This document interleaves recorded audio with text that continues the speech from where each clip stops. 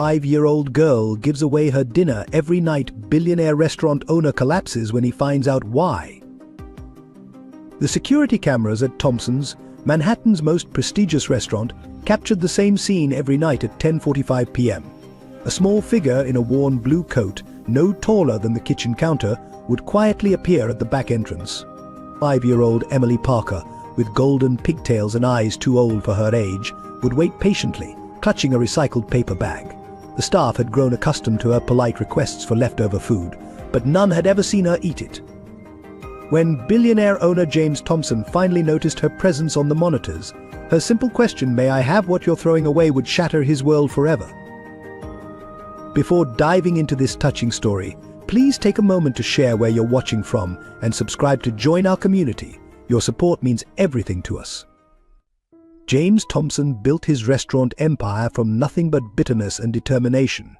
Born into a lower-middle-class family in Detroit, he spent his childhood watching his father work 3 jobs while barely making ends meet. The constant struggle left a deep mark on young James, who vowed never to experience poverty again. By age 16, he was already working in restaurant kitchens, learning the business from the ground up while harboring an increasing disdain for those who couldn't pull themselves up by their bootstraps. His first restaurant opened in a modest storefront in Brooklyn when he was 28, funded by maxed-out credit cards and a relentless drive to succeed.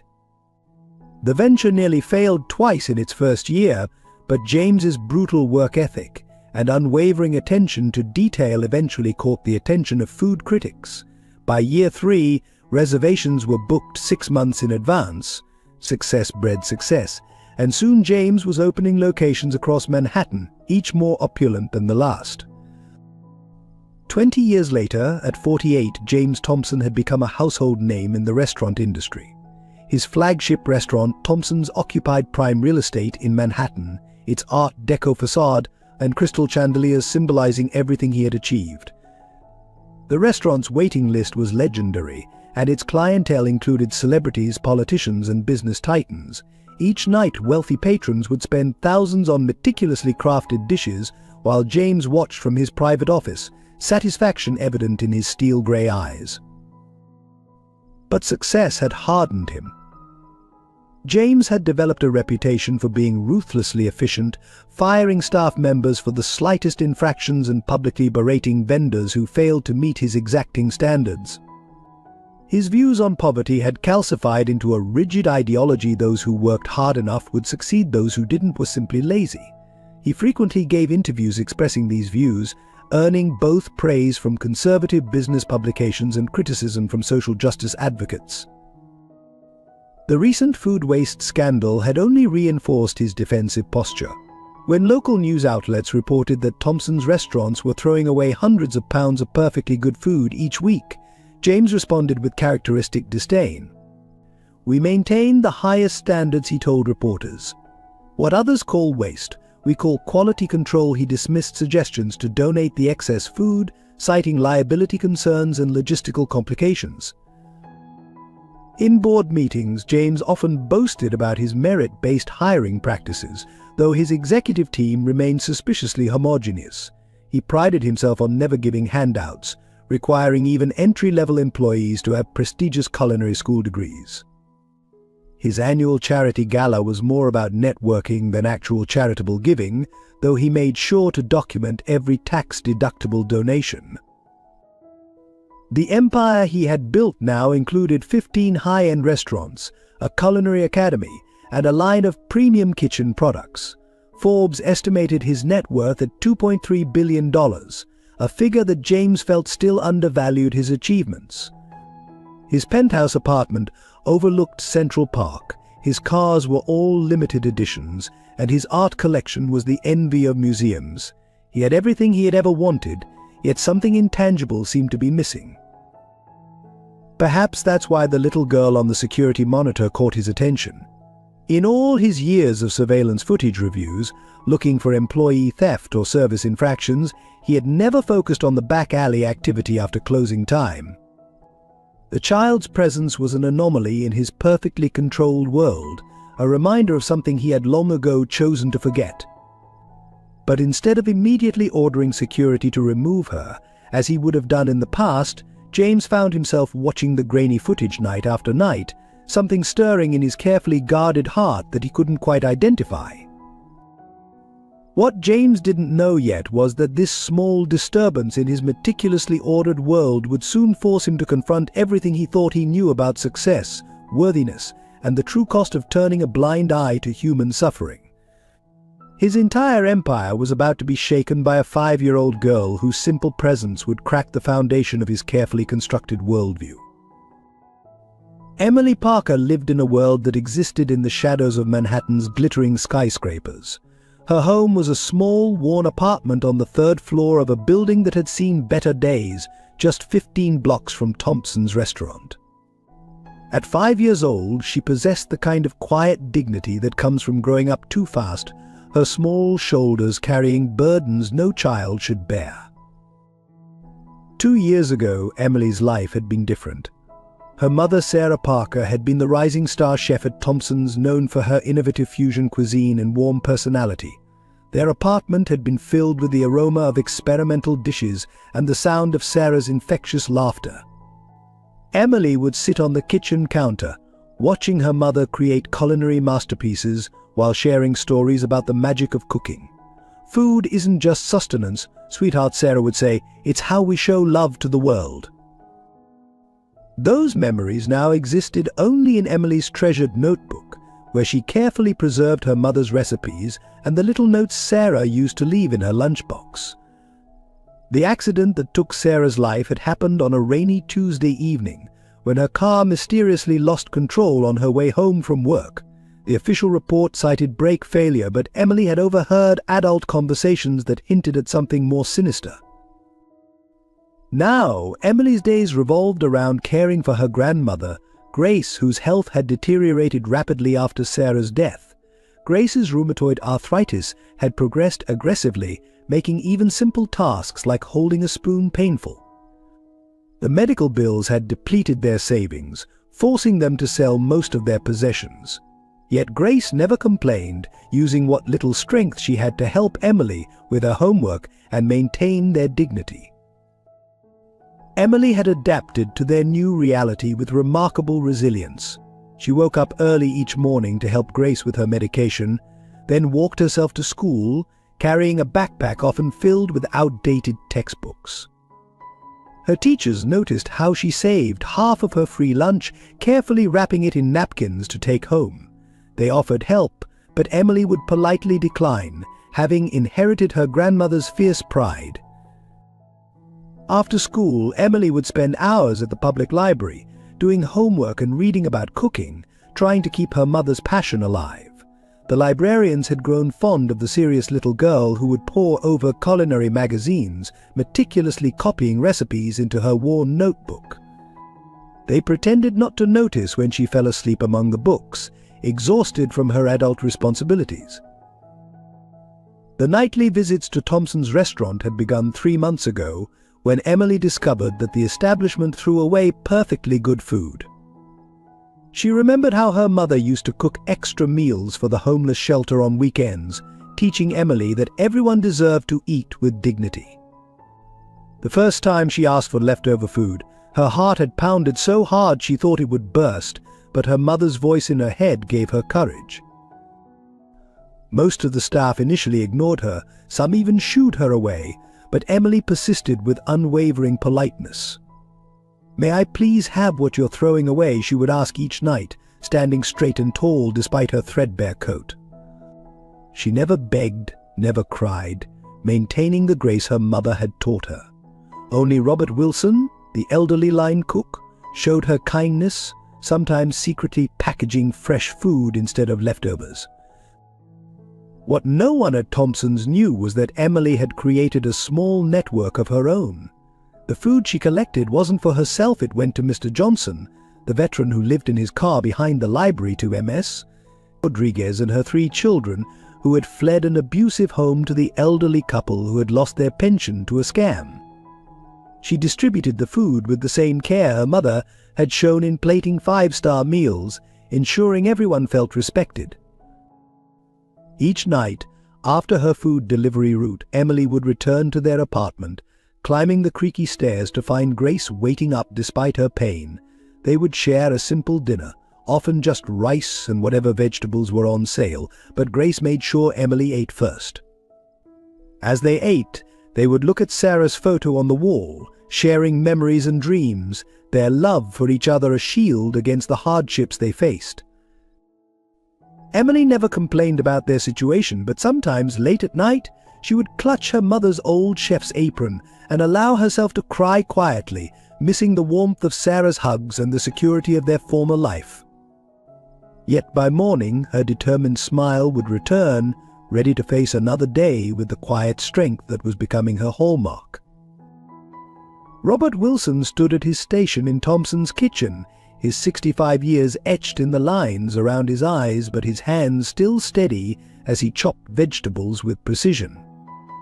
After 4 decades in professional kitchens, he had seen every kind of success and failure the culinary world could offer, but nothing had affected him quite like the arrival of Emily Parker at the restaurant's back door. As the longest-serving employee at Thompson's, Robert held a position of quiet influence.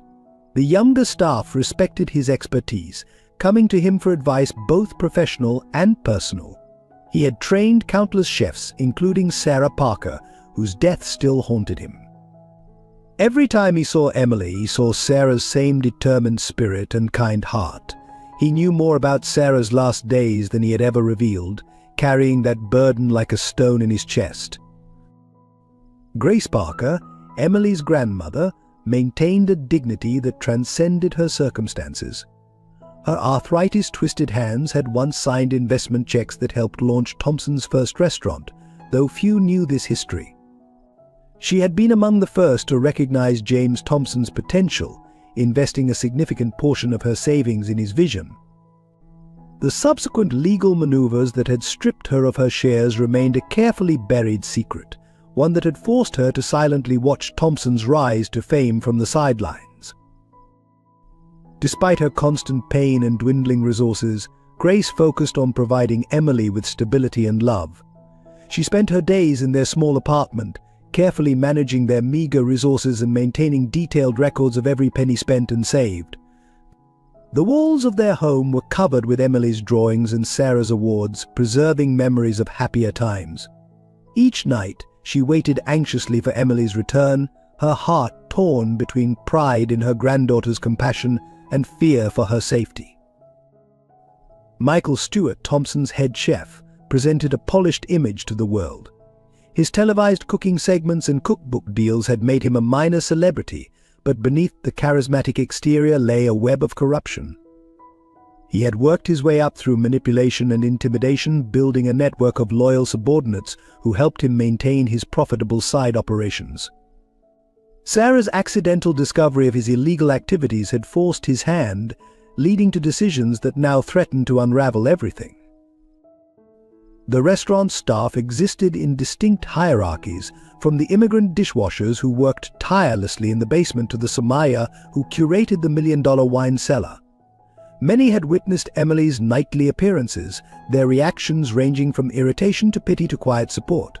Some, like Jane Anderson, the pastry chef, would occasionally accidentally leave fresh bread near the back door. Others, following Michael's orders, would deliberately discard food where Emily couldn't reach it. The regular customers at Thompson's represented New York's elite, their conversations about premium wines and market trends floating above tables that cost more than many people's monthly rent. Yet among them were those who noticed the small figure in the alley, their consciences pricked by the contrast between their excess and her need. A few had tried to help, only to be rebuffed by management, who insisted they had the situation under control. The homeless community that Emily served had become her extended family. They protected her during her nightly rounds, keeping watch and sharing information about dangerous areas to avoid.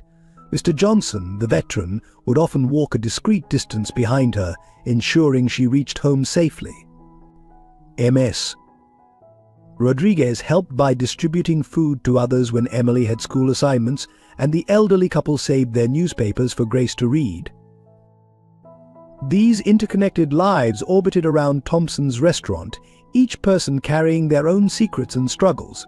Robert Wilson watched it all from his kitchen station, noting the subtle power plays and alliances, recognizing the signs of approaching conflict.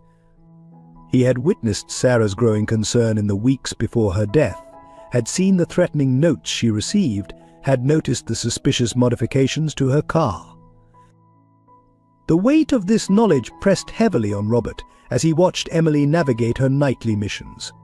He knew the same forces that had silenced Sarah were still in place, growing more nervous as Emily's presence drew unwanted attention to the restaurant's back alley activities.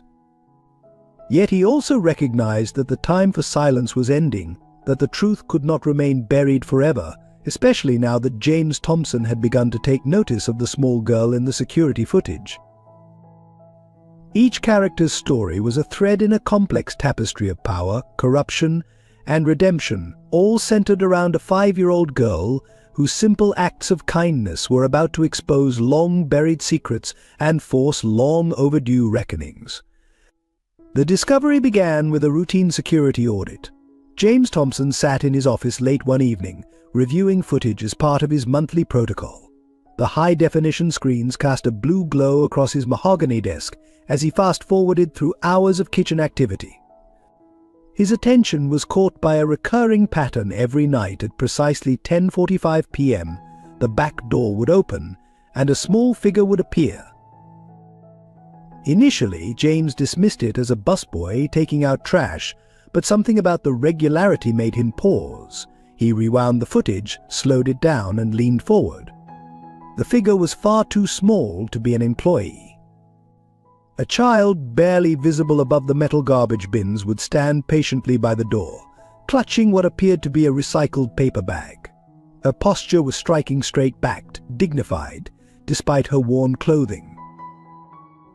The kitchen staff's reactions varied dramatically across the footage. Some ignored her completely, others made shooing motions, while a few, particularly Robert Wilson, seemed to deliberately place food containers within her reach. James watched weeks of footage, his expression darkening as he realized this had been happening under his nose for months. He immediately called his head of security, demanding explanations. The guard's uncomfortable shuffle and vague responses suggested everyone knew about the girl, except him. "She's never caused any trouble," Mr. Thompson, the guard, offered weakly. "Just takes what we're throwing out anyway," James dismissed him with a wave, but couldn't dismiss the nagging feeling that he was missing something significant. The next evening, James broke his usual routine of leaving at 8 and stayed late, positioning himself near a window overlooking the back alley. At precisely 10:45 p.m., Emily appeared. From his vantage point, he could observe her unnoticed. Her methodical approach to collecting discarded food struck him as unusually professional for a child. She had clearly developed a system. What caught his attention most was her interaction with his staff. Despite repeated rejections, she maintained impeccable manners. "Thank you for checking," she would say when told there was nothing available. "But I'll try again tomorrow." Her resilience was both admirable and disturbing.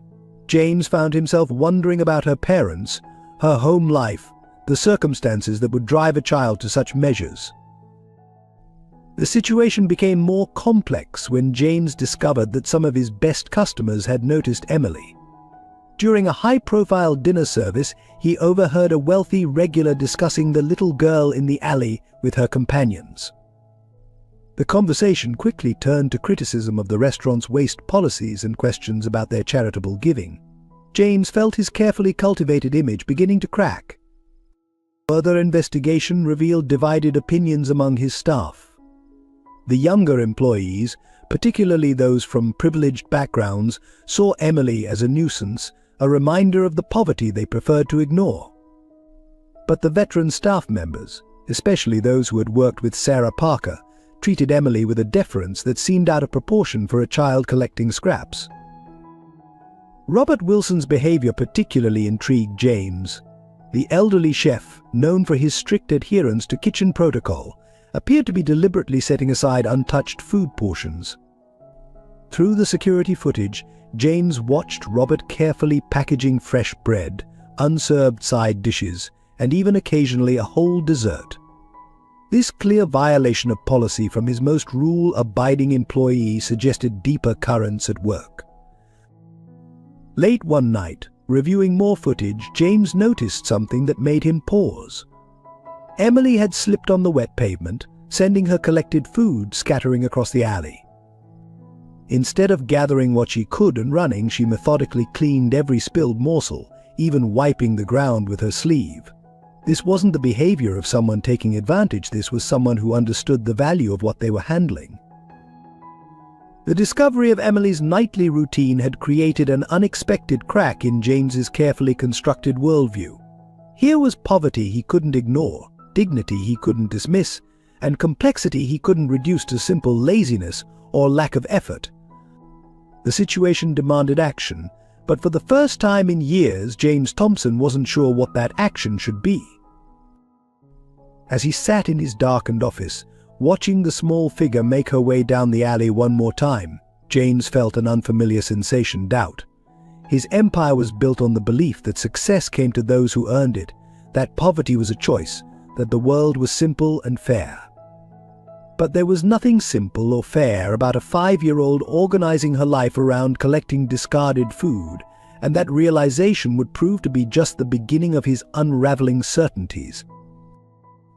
The truth about Emily's mission began to emerge on a particularly cold Tuesday evening. James had finally decided to follow her, not out of malice but driven by an inexplicable need to understand. Keeping a discreet distance, he watched as she navigated the back alleys of Manhattan with surprising confidence, her small figure moving purposefully through the gathering darkness. What he witnessed shattered his preconceptions. Emily's first stop was behind the public library, where an elderly veteran lived in his car. She approached him with the same politeness she showed at the restaurant, carefully dividing the food into portions. "Mr. Johnson, I found some of that soup you liked," she said, her voice carrying clearly in the quiet alley. The man's response, a gentle pat on her head and a gruff "you're just like your mother," caught James's attention. The next stop was a rundown apartment building. Here, Emily met a young mother with 3 children, all clearly living in poverty, but maintaining a sense of dignity. The woman, who James later learned was Ms. Rodriguez, tried to refuse the food at first, but Emily's insistence was touching. "Mom always said sharing food is sharing love," she explained, arranging the containers on their worn table with the precision of a seasoned chef. As James continued to observe, he saw Emily make several more stops. Each recipient had a story. Each interaction was filled with a humanity that made his throat tight. An elderly couple who had lost everything to medical bills. A former teacher now homeless due to mental illness. A young family living in their car. Emily treated each person with the same respect she would show to his highest-paying customers. The connection to Sarah Parker's charitable work became clear as James pieced together conversations he overheard. Sarah had run an unofficial food distribution network during her time as head chef, using her position to help those in need. Many of Emily's current recipients spoke of Sarah with reverence, describing how she would cook special meals for them on holidays and help their children with homework. Robert Wilson's role in the operation also became apparent. The elderly chef had been Sarah's mentor and had helped her establish the charitable network. Now he was quietly continuing her legacy through Emily, ensuring that quality food made its way to those who needed it most. His careful packaging and strategic placement of containers wasn't just kindness, it was a deliberate continuation of Sarah's mission. The scope of the operation was far larger than James had imagined. Emily had essentially created a small-scale food distribution network, matching different types of food to specific needs. She knew which families had children with allergies, who needed soft foods due to dental issues, who could handle reheating meals and who needed ready-to-eat items. Her organizational skills would have impressed his best managers. But it was the impact of her work that truly stunned James. He watched as elderly recipients regained their dignity through these shared meals, as children went to bed with full stomachs, as families gathered around tables with food that would otherwise have been wasted. The contrast between the thousands of dollars his customers spent on single meals and the joy these rescued leftovers brought was stark and uncomfortable. The revelation of Emily's true purpose forced James to confront uncomfortable truths about his own policies. His strict rules about disposing of unused food, which he had always justified as quality control, suddenly seemed wasteful and cruel. But the carefully maintained distance between his prestigious restaurant and the struggling communities around it felt artificial and wrong. More disturbing was the realization that Sarah Parker's charitable work might have been connected to her death. James began noticing patterns in the conversations around him: nervous glances when her name was mentioned, sudden silences when certain topics came up. The network she had built, which Emily now maintained, seemed to have threatened something or someone. As James walked back to his restaurant that night, his worldview had shifted fundamentally. The waste he had so casually dismissed was sustaining an entire community. The child he had initially seen as a nuisance was carrying out a mission of mercy with more grace and dignity than many of his wealthy patrons, and somewhere in this story lay the seeds of a tragedy he was only beginning to understand. But the surface had barely been scratched. Behind Emily's nightly food deliveries lay deeper secrets, darker truths, and a conspiracy that would soon threaten not just James's restaurant empire, but the lives of everyone involved in this hidden network of compassion and survival. The first signs of conflict emerged when James's discovery became known within the restaurant. Michael Stewart, the head chef, immediately implemented stricter waste disposal procedures, citing health and safety concerns. Security cameras were repositioned, locks were changed, and staff were explicitly forbidden from leaving food accessible after closing. The message was clear: Emily's operation was to be shut down. The staff divided into factions almost immediately. The younger line cooks and servers, eager to curry favor with management, began ostentatiously destroying leftover food, making sure Emily could see them pouring bleach over discarded meals. Others, particularly those who remembered Sarah Parker, found subtle ways to resist. Containers would mysteriously appear in different locations. Wrapped portions would be accidentally left on outside tables. Robert Wilson faced the most direct pressure. Michael called him into the office for a performance review, despite his decades of exemplary service. The message was thinly veiled: stop helping the girl or face termination. Robert responded with the quiet dignity of someone who had seen too much to be intimidated. "Some things are worth more than a paycheck, Mr. Stewart," he said, returning to his station while Michael's face darkened with barely contained rage. The situation escalated when local media caught wind of the story. A freelance photographer had captured images of Emily making her rounds, contrasting her small figure with the restaurant's opulent facade. But the photos went viral on social media, accompanied by headlines questioning why a five-star restaurant was allowing a child to collect scraps. James found himself fielding calls from reporters, his carefully crafted public image threatening to unravel. Emily, meanwhile, continued her nightly visits with unwavering determination. When faced with locked dumpsters, she would wait patiently by the door, her presence a silent reminder of the community that depended on her.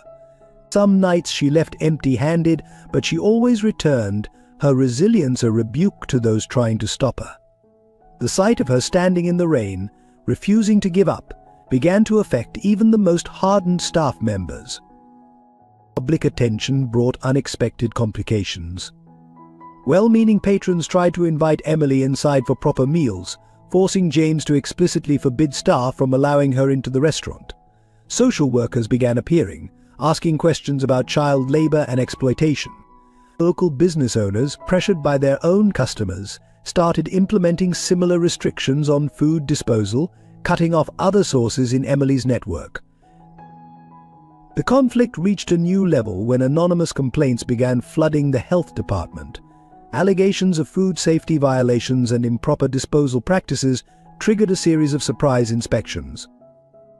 Though nothing significant was found, the increased scrutiny created a tense atmosphere in the kitchen. Staff members began watching each other suspiciously, wondering who was reporting to whom. Grace Parker, watching from their small apartment, recognized the patterns emerging. She had seen similar tactics used years ago when she lost her investment in the restaurant. But her attempts to warn Emily were met with the simple wisdom of a child mom always said helping others is right, even when its hard grace could only hold her granddaughter tighter, feeling the storm gathering around them. The homeless community that depended on Emily's deliveries began to suffer. Mr. Johnson, the veteran, lost significant weight. Ms. Rodriguez's children started missing school, too hungry to concentrate. The elderly couple stopped attending their church, ashamed of their increasing desperation. Each story added to the weight of responsibility on Emily's small shoulders, even as her task grew more difficult. James found himself caught in an increasingly complex moral dilemma. His business instincts told him to shut down Emily's operation completely. The liability risks alone were significant. Yet every time he saw her on the security monitors, something stopped him from giving the final order. The question of why a child had to perform this service at all began to haunt him, along with growing suspicions about Sarah Parker's death. The situation reached a critical point when Michael Stewart implemented his most aggressive measure yet. He ordered all garbage to be stored in a locked indoor facility until collection, effectively cutting off any access to discarded food. The night this policy took effect, Emily stood in her usual spot for hours, her small face pressed against the glass door, watching as staff members avoided meeting her eyes. The image would later haunt many of those present, becoming a symbol of the human cost of corporate policies. As tension mounted within the restaurant, subtle signs suggested larger forces at work. Mysterious phone calls, hushed conversations in the kitchen, and the occasional appearance of expensive cars in the back alley hinted at something more sinister than simple food waste policies. The initial conflict over a child's charitable mission was about to expose a web of corruption, deceit, and tragedy that would shake the foundation of James Thompson's empire. As this touching story of compassion and redemption unfolds, your like means more than just a click. It helps share Emily's powerful message with others who need to hear it. James Thompson's investigation into Emily Parker's story took an unexpected turn when a weathered notebook was discovered behind a loose panel in the restaurant's kitchen. Robert Wilson had noticed Emily staring at that spot repeatedly, and during a quiet moment he investigated and found Sarah Parker's personal journal, carefully wrapped in plastic and hidden away. The notebook's contents were explosive. Detailed records of inventory discrepancies, suspicious deliveries at odd hours, and conversations overheard in the kitchen painted a disturbing picture. Sarah's neat handwriting documented a pattern of irregularities that went far beyond simple food waste. There were coded references to large cash transactions, unauthorized use of delivery vehicles, and meetings with unnamed suppliers that occurred long after normal business hours. More disturbing was Sarah's personal notes about being followed. Third time this week, Black's UV tinted Windows 1 entry read, MS, watching my station more closely. Claims it's about quality control, but something feels wrong. The entries became increasingly anxious in the weeks leading up to her death. The final entry, dated just 2 days before her accident, was particularly chilling. Found proof. Need to tell JT. Everything makes sense now. Meeting tomorrow. James brought in a private investigator, careful to keep the investigation quiet. The PI's preliminary findings about Sarah's accident raised red flags. The brake lines in her car showed signs of tampering, but the police investigation had been surprisingly cursory. The responding officer's report contained obvious inconsistencies, and key witness statements were missing from the file. Robert Wilson's behavior became more erratic as the investigation progressed. The elderly chef would start at sudden noises, check his phone constantly, and sometimes stand staring into space, wooden spoon frozen mid-stir. When James tried to question him about Sarah, Robert would change the subject or suddenly remember urgent tasks in the freezer. Yet his protective attitude toward Emily intensified, suggesting he knew more than he was willing to say. The restaurant's financial records from the period of Sarah's employment revealed troubling patterns. Large discrepancies in food costs, unexplained expenses, and irregular payments to shell companies all pointed to a sophisticated operation running parallel to the legitimate business. Most concerning were the connections to companies known to be fronts for organized crime, carefully hidden in layers of paperwork. Security footage from the nights before Sarah's death showed unusual activity: multiple deliveries after midnight, unauthorized access to the wine cellar, and lengthy meetings in Michael Stewart's office that didn't appear in any official logs. In one particularly telling clip, Sarah could be seen photographing documents on Stewart's desk when she thought she was alone, her hands shaking as she worked. James discovered that his own signature had been forged on numerous documents during this period. Purchase orders for non-existent supplies, approvals for phantom maintenance work, and authorizations for staff that had never existed created a paper trail of fraud that had somehow escaped his notice. The realization that this had happened under his watch, while he focused on expansion and publicity, filled him with both rage and shame. Anonymous notes began appearing on James's desk, warning him to drop the investigation. Some stones are better left unturned, one read. Another was more direct: think about your legacy. The threats only strengthened his resolve, but they also confirmed his growing suspicion that Sarah's death was anything but accidental. The most damning evidence came from an unexpected source. A young dishwasher working late one night had captured video on his phone of an argument between Sarah and Michael Stewart. The footage showed Stewart threatening Sarah, his finger jabbing at her chest as he spoke about loyalty. And keeping quiet, Sarah's response was inaudible, but her defiant stance spoke volumes. The video was dated the night before her death. As James pieced together these fragments, a larger picture began to emerge. His prestigious restaurant had been used as a front for something far darker. Sarah Parker had discovered the truth and paid the ultimate price for her integrity. Now her daughter was unknowingly drawing attention to the very operation that had killed her mother, putting herself in the same danger. The weight of these revelations pressed heavily on James. Every night, watching Emily make her rounds on the security monitors, he wondered how many others had been silenced, how many lives had been destroyed while he chased Michelin stars and magazine covers. The investigation had started with a child collecting leftover food, but it was leading him into the heart of a conspiracy that threatened to destroy everything he had built, and perhaps that was exactly what needed to happen. The breakthrough in understanding Grace Parker's connection to Thompson's came through a chance encounter with an old photograph. While reviewing historical documents for the investigation, James discovered a faded picture from his restaurant's opening night. There, standing beside him with a proud smile, was a younger Grace Parker, her hand resting on an oversized check that had funded the venture. The discovery sent James diving into the restaurant's incorporation papers. Hidden beneath layers of legal jargon and amended documents lay the truth: Grace Parker had been more than just an investor. She had been the primary financial backbone of his initial success.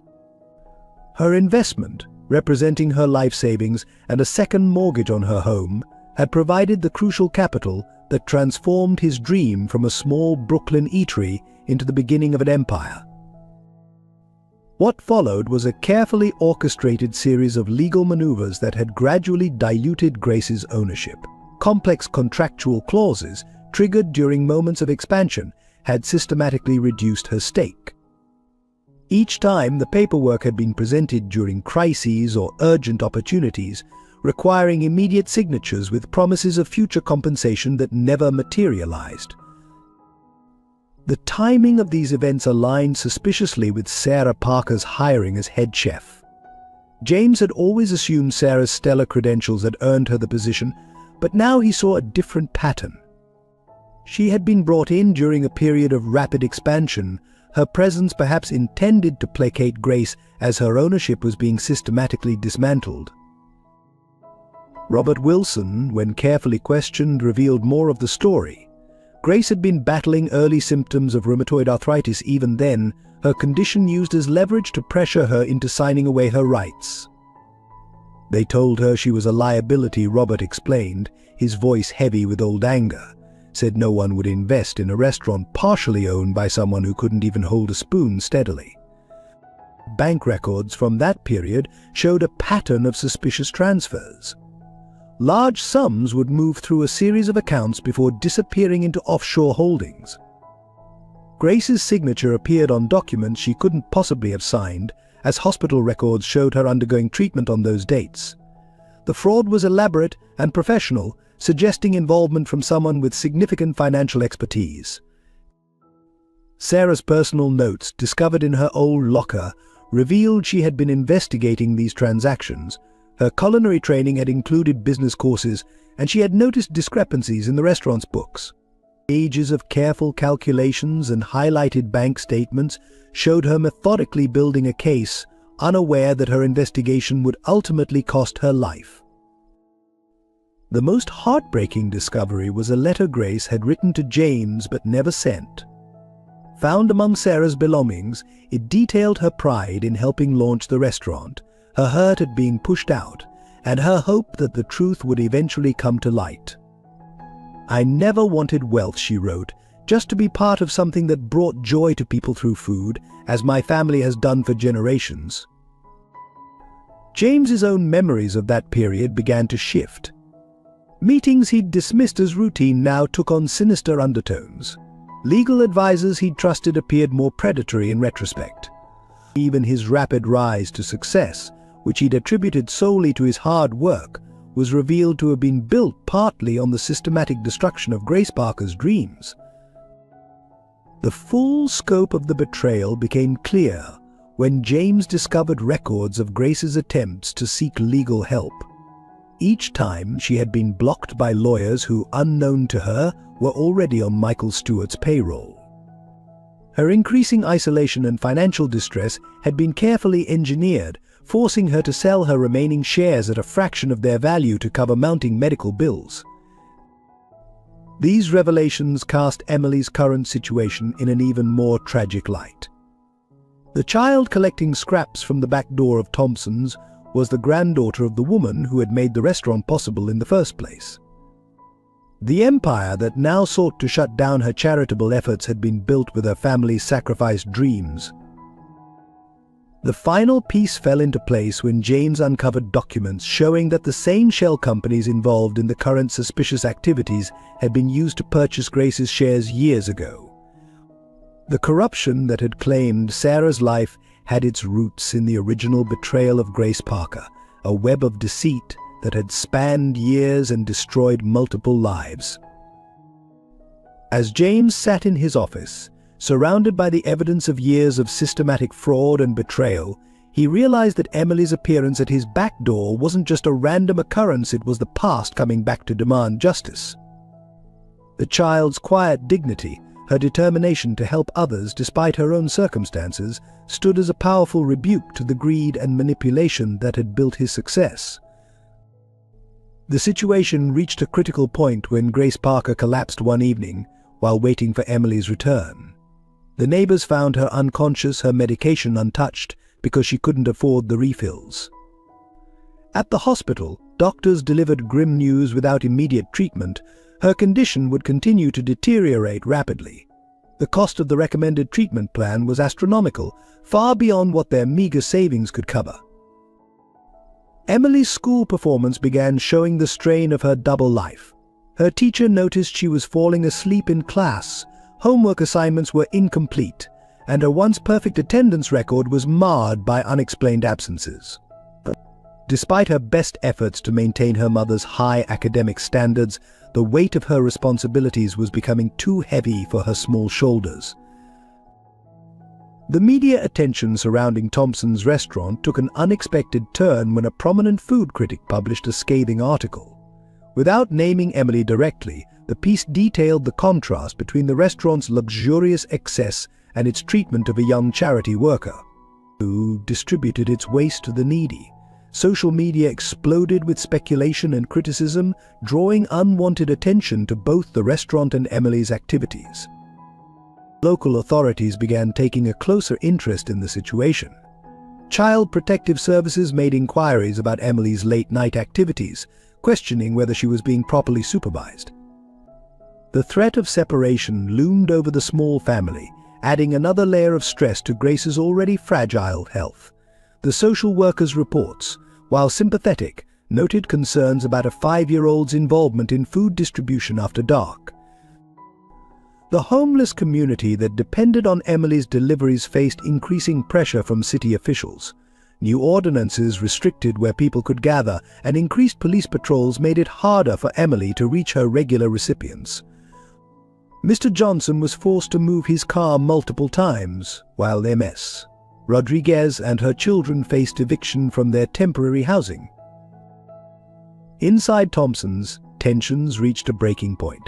Robert Wilson received an anonymous note in his locker containing photos of his grandchildren at their school, along with a clear message to stay quiet. Other staff members who had helped Emily reported similar intimidation tactics. The kitchen atmosphere became poisonous, filled with suspicion and fear. James Thompson's own position became increasingly precarious. His board of directors, concerned about the negative publicity, demanded immediate action to resolve the situation. Major investors threatened to pull out if the controversy continued, while celebrity clients began canceling their reservations. The empire he had built was showing cracks at its foundation. Grace's medical situation deteriorated further, forcing Emily to miss several nights of her food distribution rounds. The impact on their beneficiaries was immediate and heartbreaking. Reports reached Emily of children going to bed hungry, elderly recipients skipping meals to make food last longer, and families returning to overcrowded shelters. Each story added to her determination to continue, despite the mounting obstacles. The investigation into Sarah's death attracted dangerous attention. James's private investigator reported being followed, his office was broken into, and key evidence disappeared from his files. More worrying were the subtle threats directed at Emily, a car following her route home, strange men photographing her at school, suspicious maintenance work being conducted near Grace's apartment. Michael Stewart's behavior became increasingly erratic as the pressure mounted. Kitchen staff reported hearing heated phone conversations in multiple languages, late-night meetings with suspicious characters, and the shredding of documents after hours. His trademark perfectionism gave way to outbursts of temper, particularly when Emily's name was mentioned. The financial stakes became clear when James's forensic accountants uncovered the true scope of the illegal operations. Millions of dollars had been laundered through the restaurant's accounts, connected to international criminal enterprises.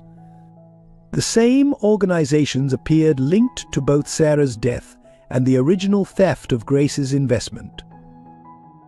Grace's health crisis forced Emily to make impossible choices. Each hour spent delivering food was an hour away from her grandmother's bedside. Each meal given to others was money not saved for Grace's medication. Yet she persisted, understanding somehow that her mother's mission was connected to forces larger than their immediate needs. As winter approached, bringing bitter cold to the city streets, the situation became desperate on all fronts. Grace required hospitalization but couldn't afford it. Emily's school threatened to contact authorities about her situation. The homeless community faced the deadly combination of hunger and freezing temperatures. And circling it all, the powerful forces that had killed Sarah Parker prepared to protect their interests once again. The stage was set for a confrontation that would either expose years of corruption and bring justice to the Parker family, or silence their story forever. For James Thompson, the choice between preserving his empire and protecting a 5-year-old girl would define not just his legacy, but his humanity. The unraveling of the conspiracy began with a series of encrypted emails found in Michael Stewart's private computer after a suspicious system crash. The restaurant's IT specialist, while attempting to recover lost data, stumbled upon a hidden folder containing years of correspondence with international suppliers. What initially appeared to be routine communication about specialty ingredients revealed a complex network of money laundering and smuggling operations.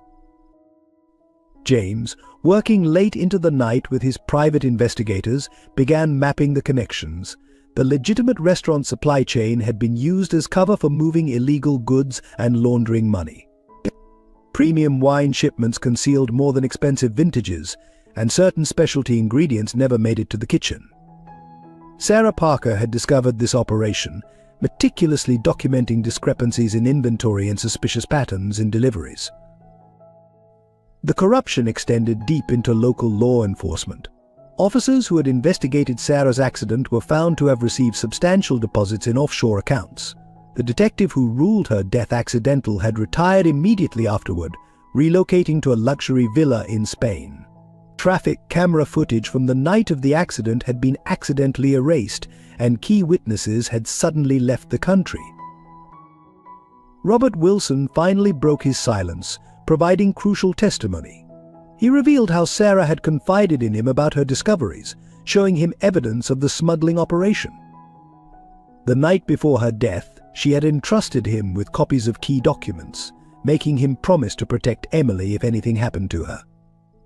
His years of quiet assistance to Emily weren't just about charity. He was keeping a promise to her mother while gathering evidence to bring down the organization that killed her. The scale of the operation was staggering.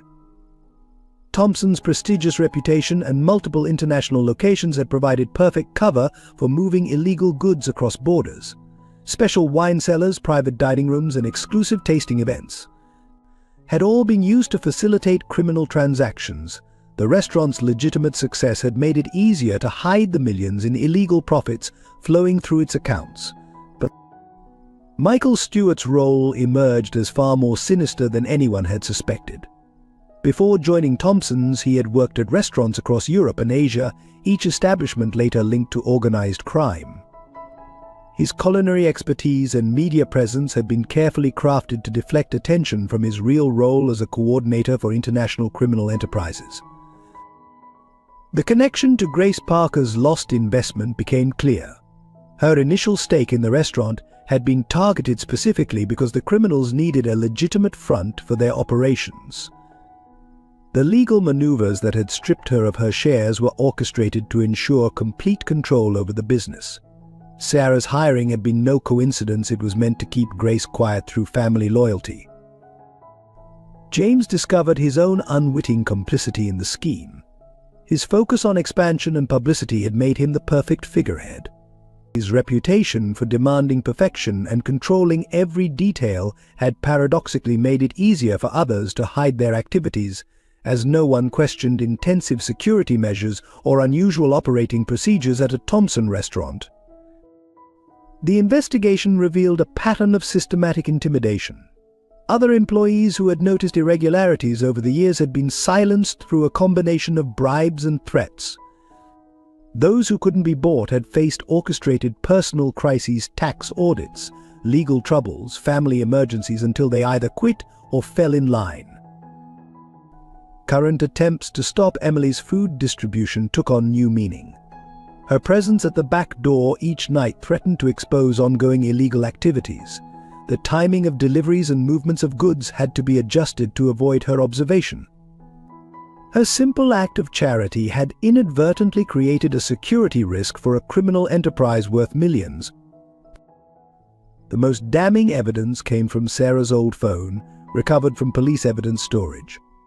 Hidden in encrypted files were photographs and videos documenting meetings between Michael Stewart and known criminal figures. One video, taken the day before her death, showed Stewart discussing how to handle the problem she represented. The footage ended with a clear threat directed at Emily. As the conspiracy unraveled, the danger to Emily increased exponentially. The criminal organization, feeling threatened, began moving to clean up loose ends. Surveillance photos of Emily and Grace appeared in Robert's locker. The brakes on Emily's school bus were tampered with.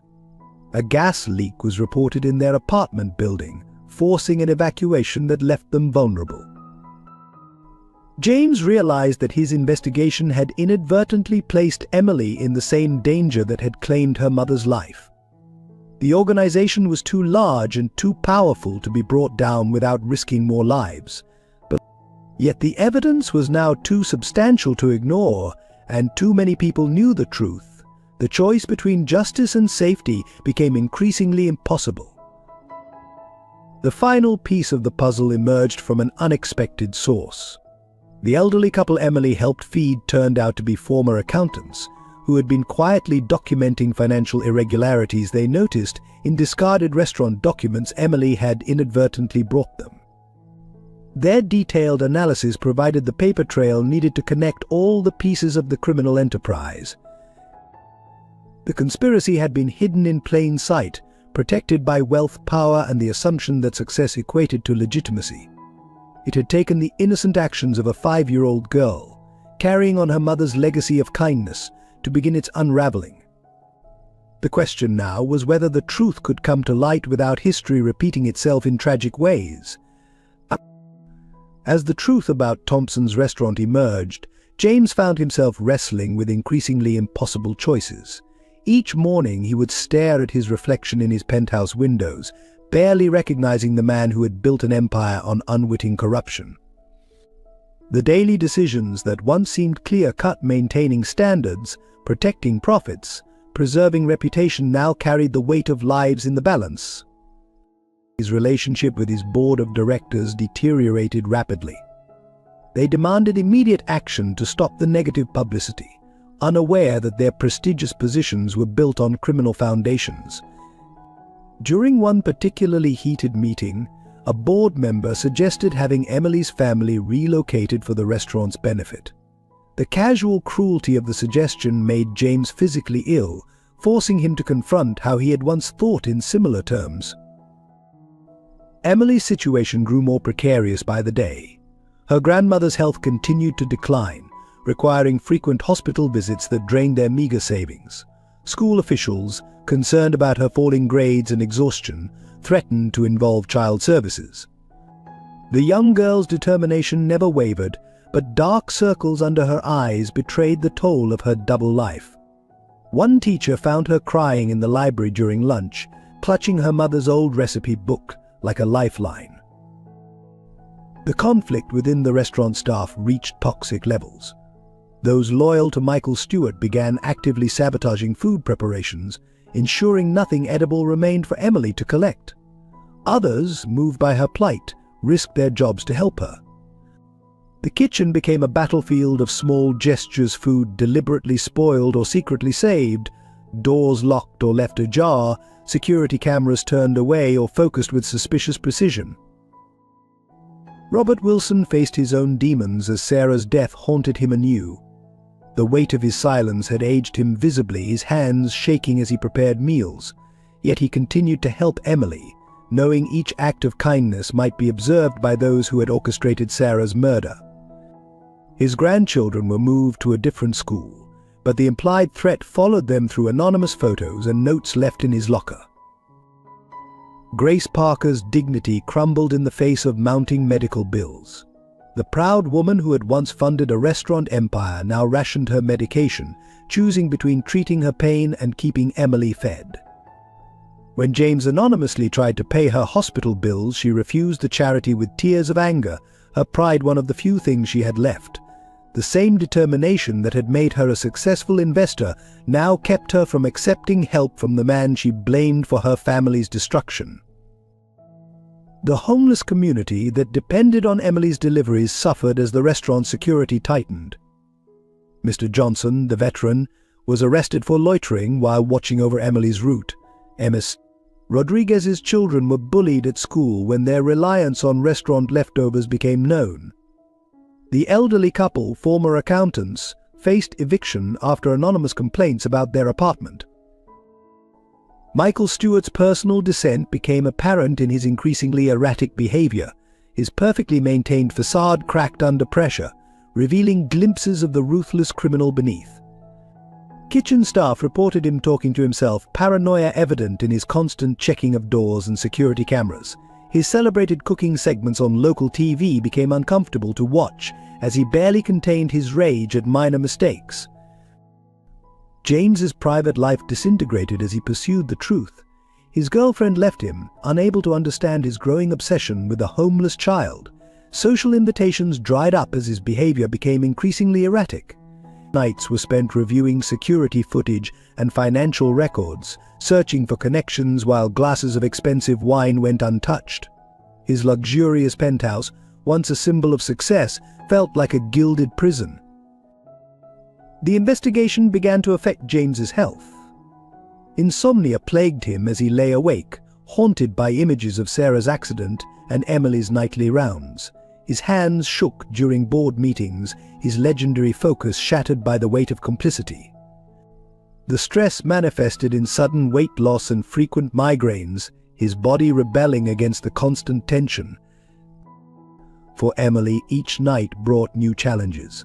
The simple act of collecting food became a complex operation of avoiding security, dodging hostile staff, and protecting her vulnerable beneficiaries. She developed routes through back alleys, learned to read the patterns of security patrols, and created backup plans for her food distribution. At 5 years old, she was playing a deadly game without even knowing it. The emotional toll became evident in quiet moments. Emily was caught singing lullabies to herself while waiting by the restaurant's back door, songs her mother used to sing. Grace would wake from pain-filled nights to find Emily had arranged her pills and water with post-it note reminders, her childish handwriting forming careful instructions.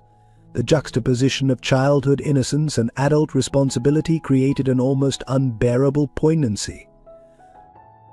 These personal struggles played out against the backdrop of growing danger. Every act of kindness carried risk. Every decision could trigger catastrophic consequences. The web of corruption that had claimed Sarah's life now threatened to destroy what remained of her family, along with everyone who tried to help them. The question was no longer just about justice, but about survival and whether doing the right thing was worth the ultimate price. Copyright. The scandal broke on a quiet Sunday morning when the New York Times published a front-page expose titled "The Dark Kitchen Crime and Corruption at New York's Most Prestigious Restaurant." The article, carefully researched and legally vetted, detailed the suspicious death of Sarah Parker, the systematic exploitation of Grace Parker's investment, and the ongoing criminal activities hidden behind Thompson's elegant facade. Most devastatingly, it featured a photograph of Emily in her worn coat, waiting by the restaurant's back door. Social media exploded within hours. The image of Emily went viral, shared millions of times with hashtags like Justice Formally and Thompson's Crime. Celebrity chefs who had once praised Michael Stewart publicly denounced him. Former employees came forward with their own stories of witnessing suspicious activities, creating a cascade of revelations that overwhelmed Thompson's PR team. Local news stations set up permanent cameras outside the restaurant, broadcasting live as protesters gathered with signs demanding justice for the Parkers. The contrast between wealthy diners trying to enter the restaurant and angry demonstrators created powerful imagery that played on repeat across national networks. Several prominent politicians called for investigations, sensing an opportunity in the public outrage. Restaurant critics and food bloggers began re-examining their past reviews, finding sinister undertones in what they had once praised as innovation.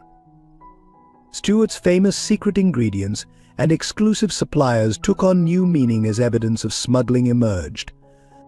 His cooking shows were pulled from networks, and his cookbooks were removed from store shelves. The restaurant's high-profile clientele rapidly distanced themselves. Celebrities posted apologies for their past patronage, politicians returned campaign contributions, and society figures cancelled long-standing reservations. The waiting list that had been years long evaporated overnight. The empty dining room became a symbol of how quickly success could crumble when built on corruption.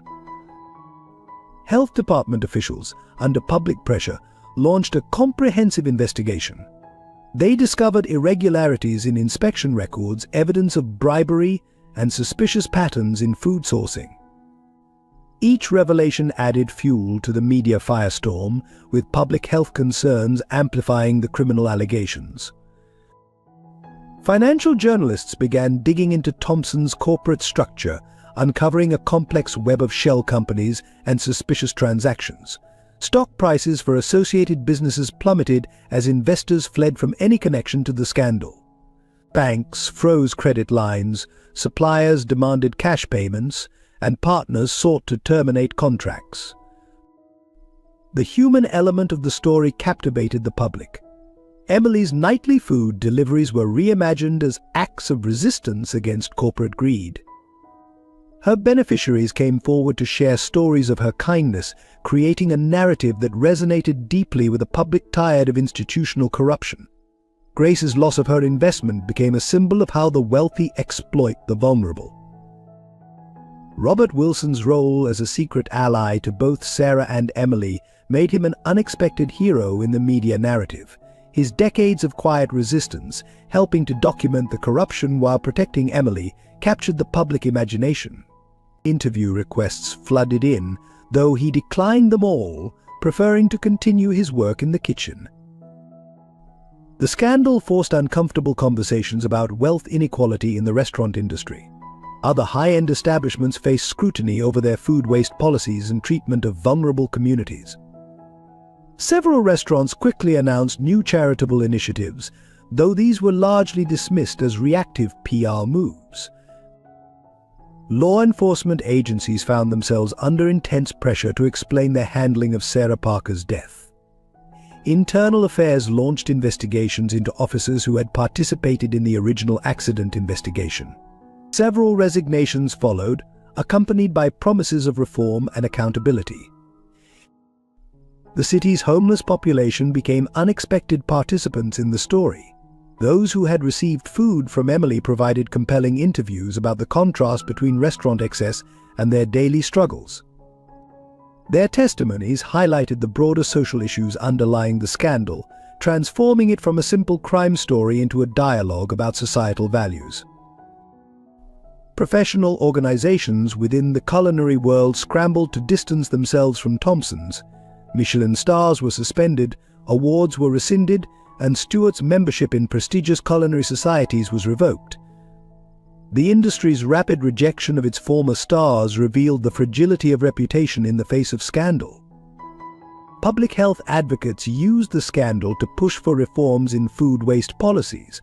The image of Emily distributing discarded food while people dined on $1,000 meals inside became a powerful symbol of broken systems. Several city council members proposed legislation requiring restaurants to donate unused food to charitable organizations. The scandal's impact rippled through New York's social circles. Those who had once prided themselves on their Thompson's reservations now claimed they had always suspected something was wrong. Charity galas and social events associated with the restaurant were hastily cancelled or rebranded. The social cost of being connected to Thompson's became too high for even the most influential to bear.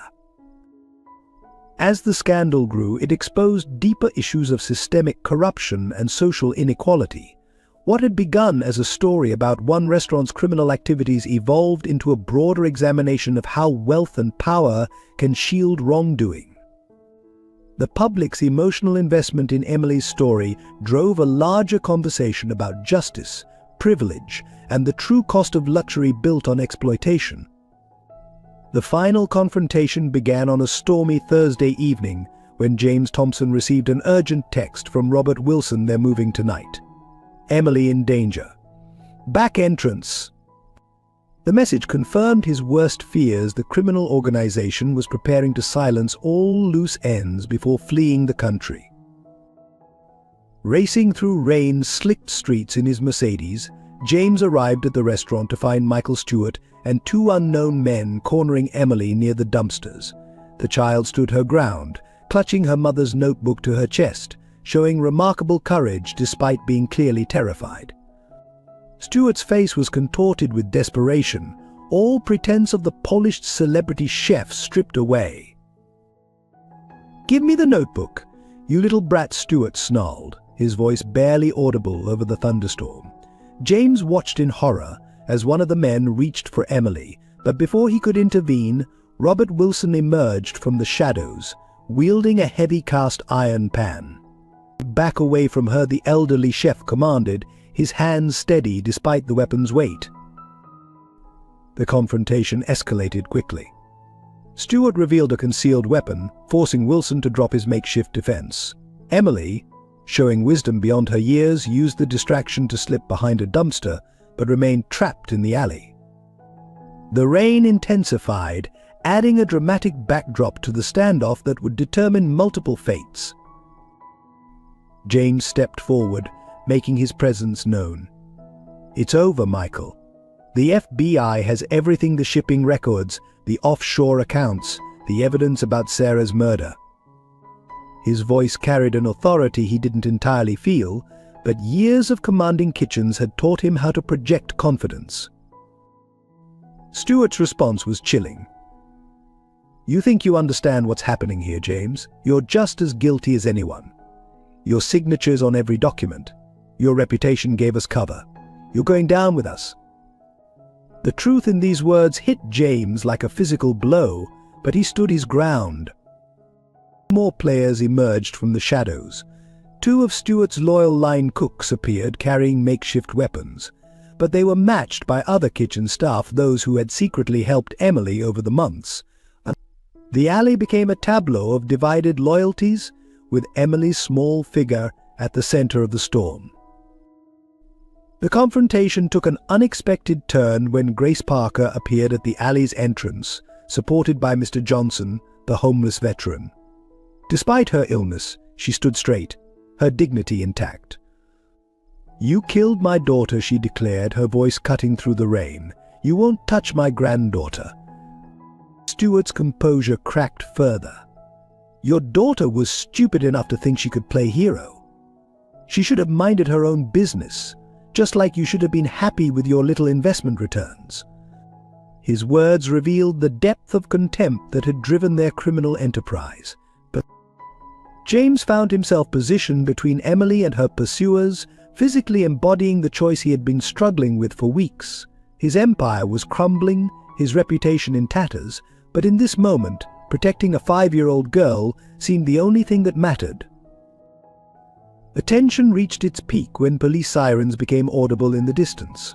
Stewart's accomplices began to waver, their loyalty evaporating in the face of imminent arrest.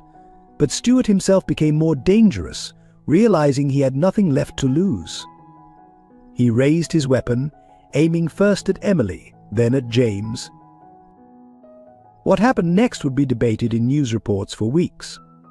Robert Wilson, seeing Stewart's intention, launched himself forward despite his age. Grace Parker screamed a warning. James moved to shield Emily. The gunshot echoed off the alley walls, followed by the clatter of the weapon on wet pavement. When the police arrived moments later, they found a scene that defied easy explanation.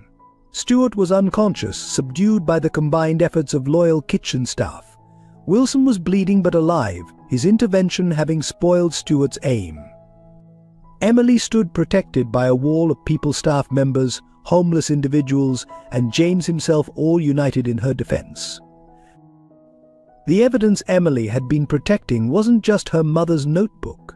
Sarah Parker had created a comprehensive record of the criminal enterprise, including photographs, documents, and recordings, all meticulously organized and hidden throughout the restaurant. Her daughter had been unknowingly gathering the final pieces during her nightly food deliveries. As the police led Stewart and his accomplices away, the rain began to ease.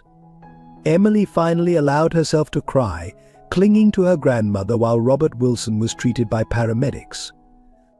James watched the scene unfold, understanding that this confrontation had been inevitable from the moment he first noticed Emily on his security cameras.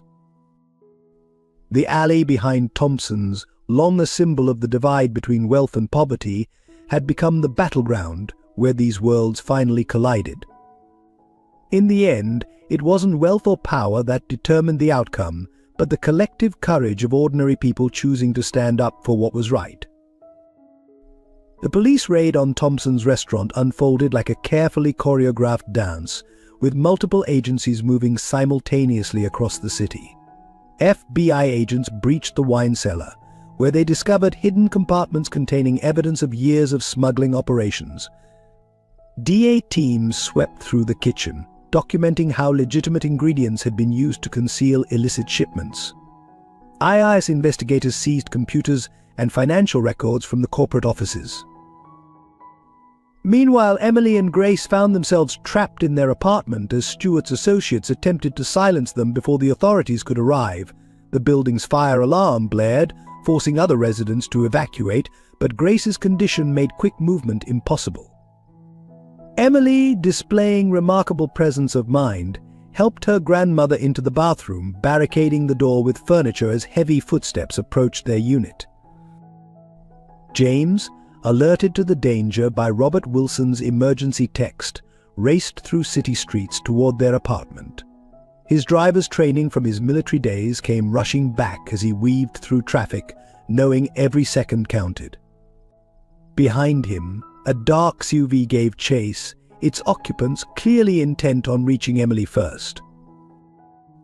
Inside the apartment, Emily's quick thinking bought precious time.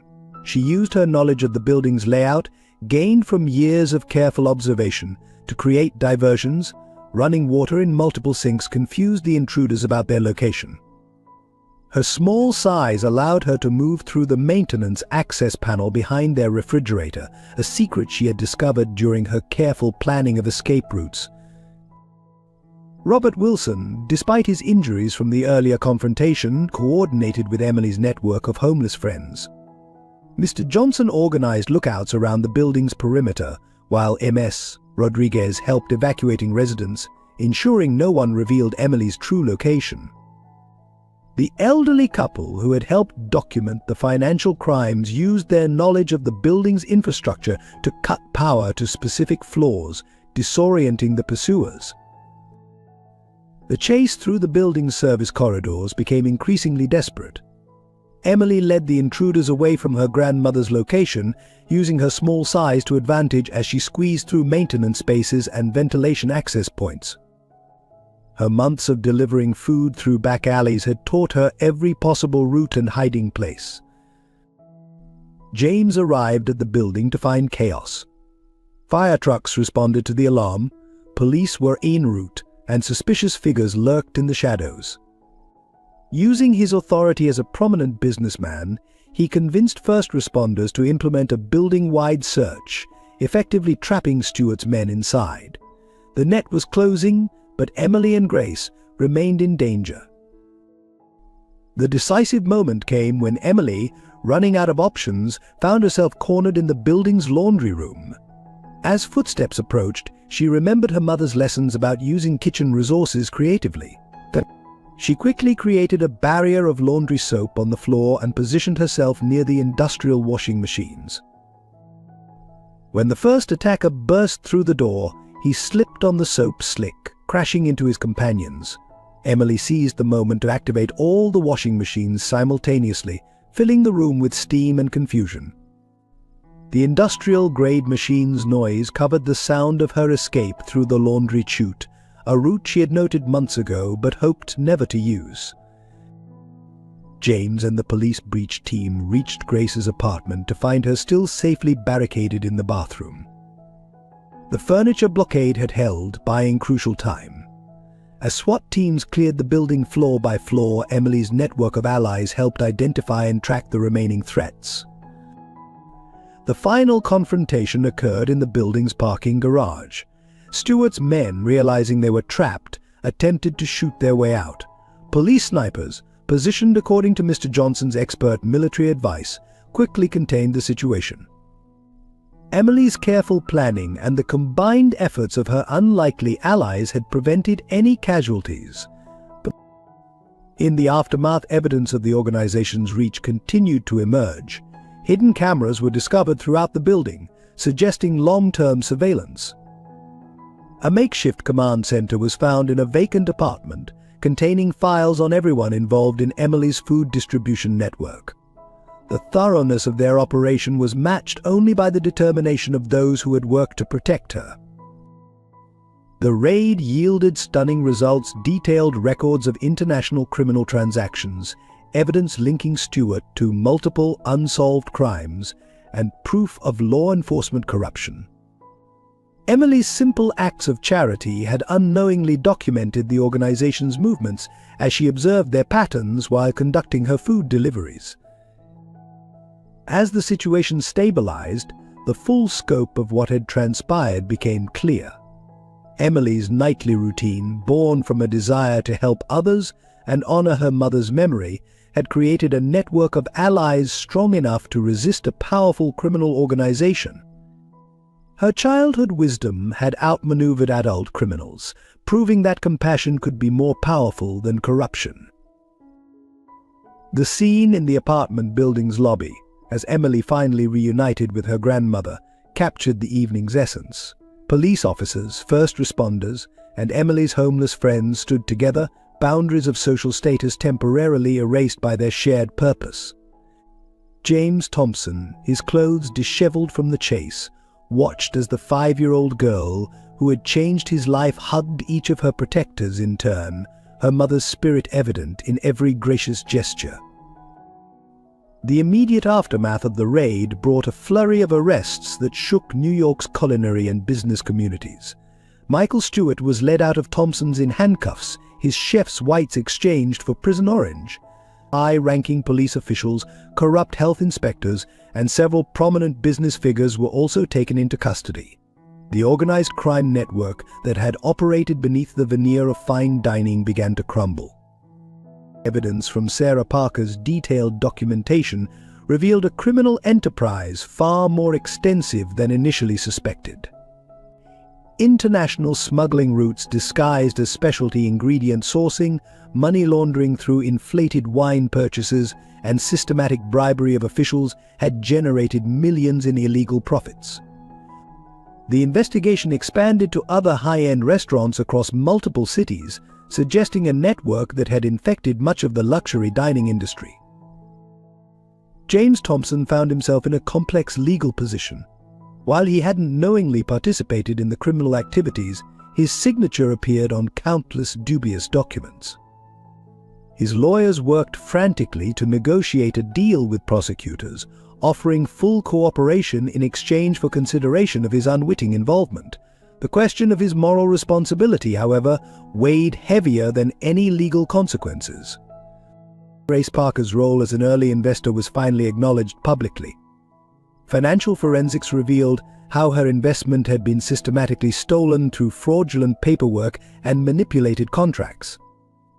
The discovery created a legal precedent for investigating similar schemes in other businesses, leading to broader reforms in investor protection regulations. Emily's food distribution network emerged as a crucial element in documenting the criminal activities. Her regular observations of late-night deliveries, suspicious meetings, and unusual patterns had unknowingly created a thorough record of the organization's movements. The homeless community she served had become an informal surveillance network, their presence in back alleys and service entrances making them invisible witnesses to criminal activities. Robert Wilson's years of quiet resistance were recognized by law enforcement. His careful documentation, combined with Sarah Parker's records, provided prosecutors with a comprehensive timeline of the organization's evolution.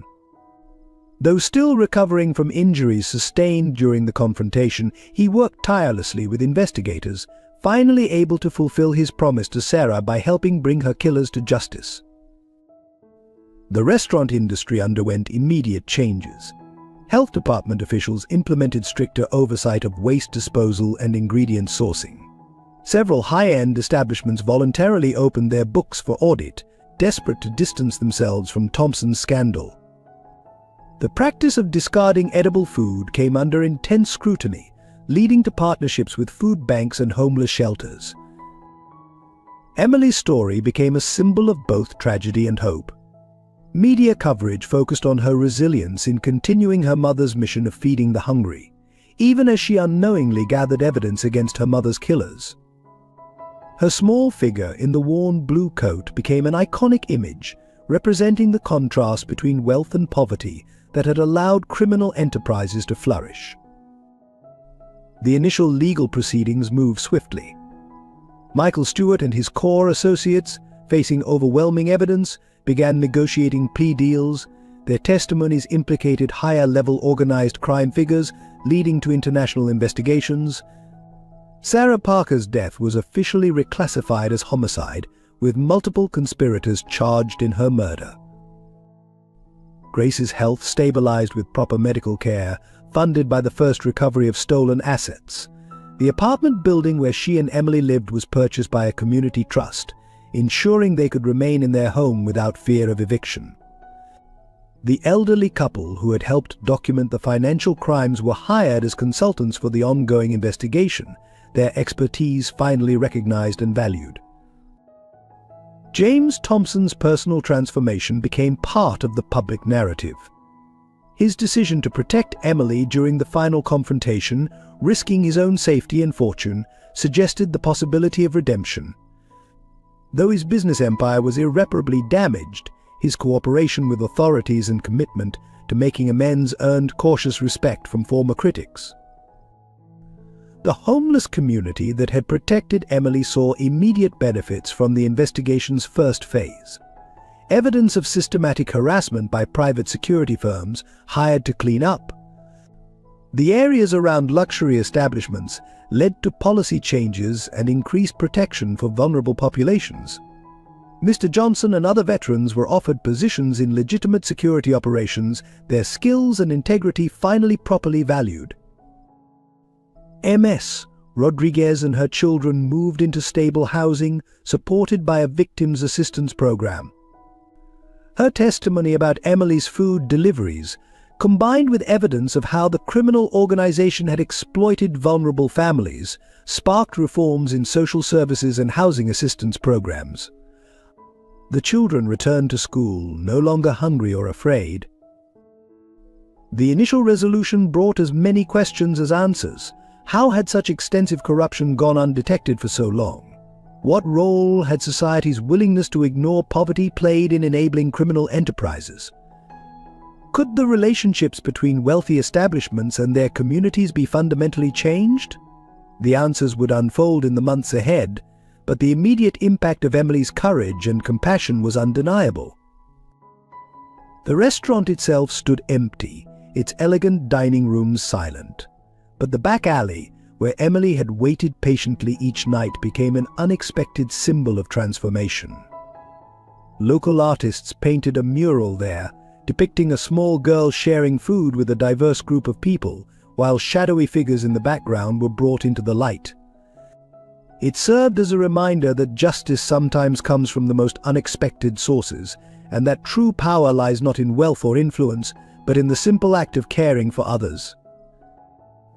Your support through subscribing means everything to us as we continue sharing these powerful stories of human resilience and justice. Each subscription helps us reach more people with tales that need to be told, inspiring positive change in our community. Thank you for being part of this journey.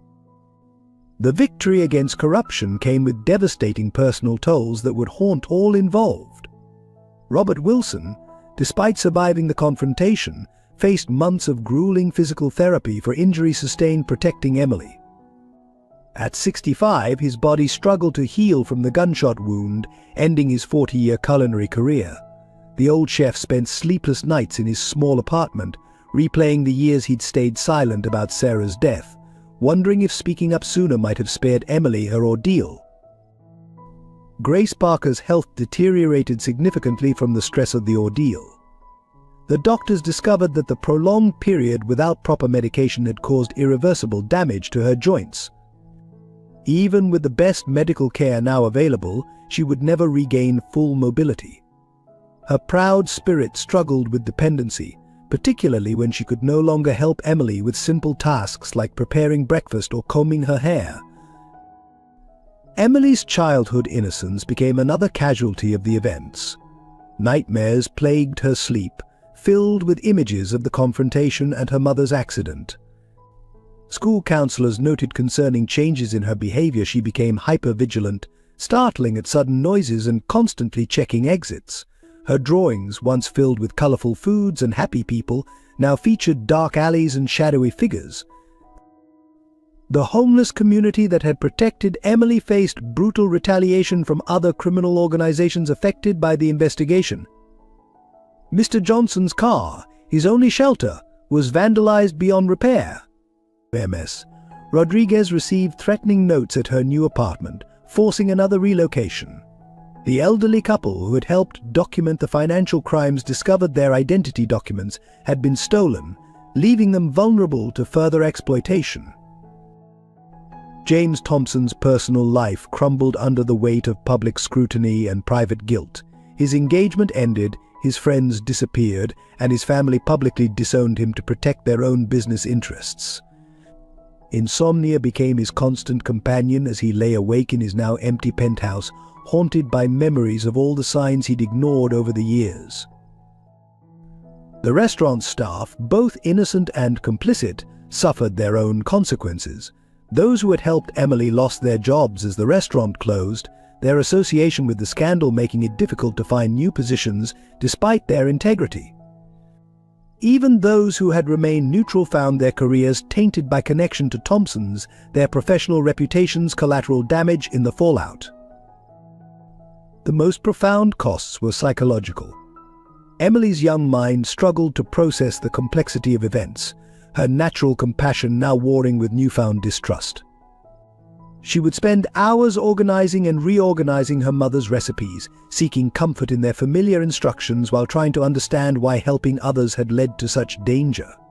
Her grandmother often found her asleep surrounded by these papers, tear tracks visible on her cheeks. The investigation had exposed corruption but couldn't heal the deep wounds it left behind. Physical recovery might be measured in months, but the emotional trauma would take years to process.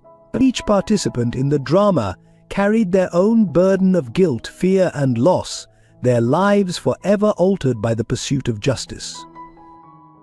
Yet beneath the weight of these personal costs lay an undercurrent of transformation.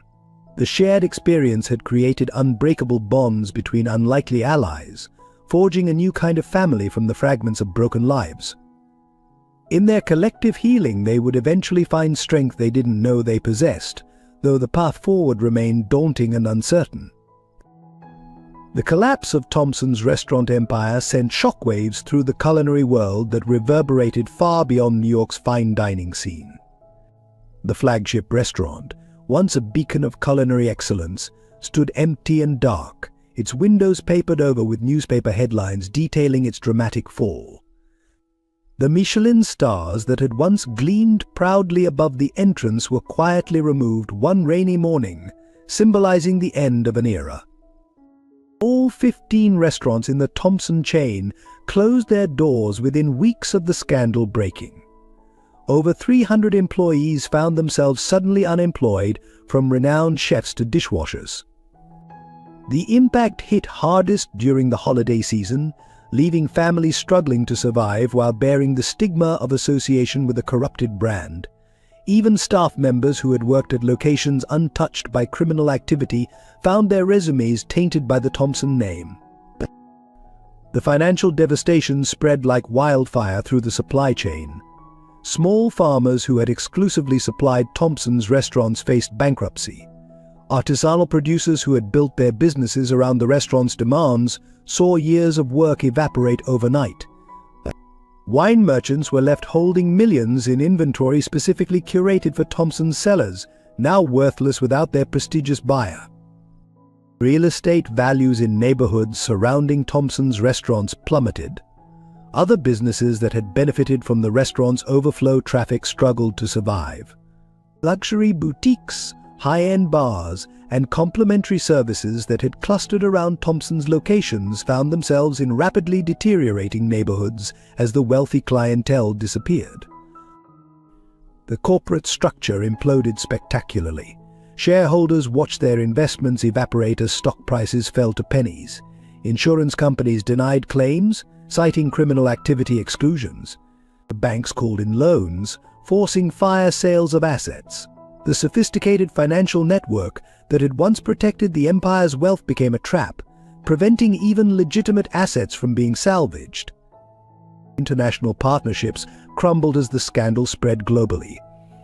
Hotels that had paid premium licensing fees to host Thompson-branded restaurants frantically rebranded their dining spaces. Cookbook publishers pulped thousands of copies of Michael Stewart's works. Television networks scrambled to fill programming slots once occupied by cooking shows featuring Thompson's chefs. The culinary school associated with Thompson's, once a prestigious launching pad for aspiring chefs, closed mid-semester. Students were left with massive loans but worthless credentials, their dreams of culinary careers tainted by association.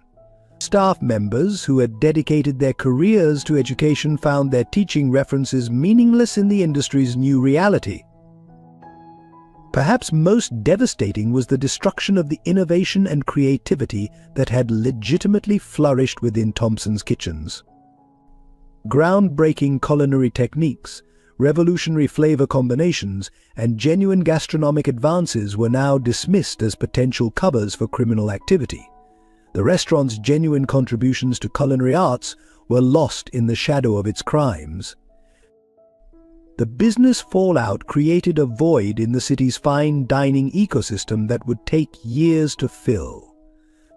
The collapse of Thompson's revealed how deeply intertwined legitimate business and corrupt practices had become, forcing the entire industry to confront uncomfortable truths about its operations and values. The emotional aftermath of the Thompson scandal settled like a heavy fog over all involved, each person carrying their own unique burden of guilt, regret, and shattered illusions. James Thompson found himself wandering the empty halls of his flagship restaurant late at night, the silence of the once bustling kitchen a deafening reminder of how far pride could fall.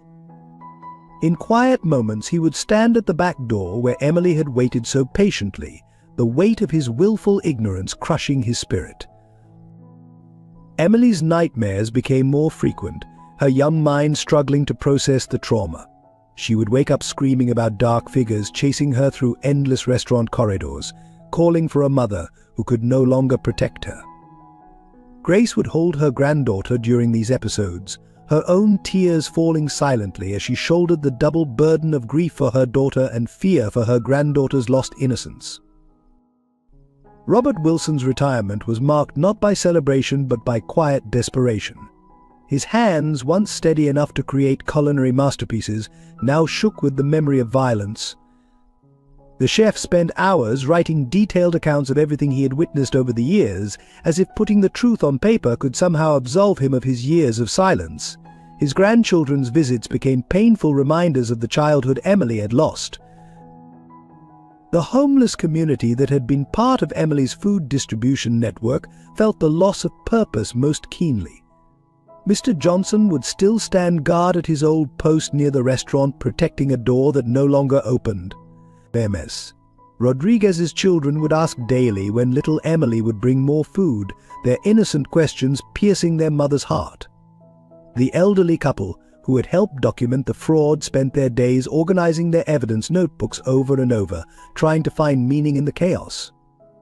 Staff members who had turned a blind eye to the corruption found themselves haunted by memories of small moments when they could have spoken up. Late-night conversations in empty bars revolved around shared guilt and missed opportunities.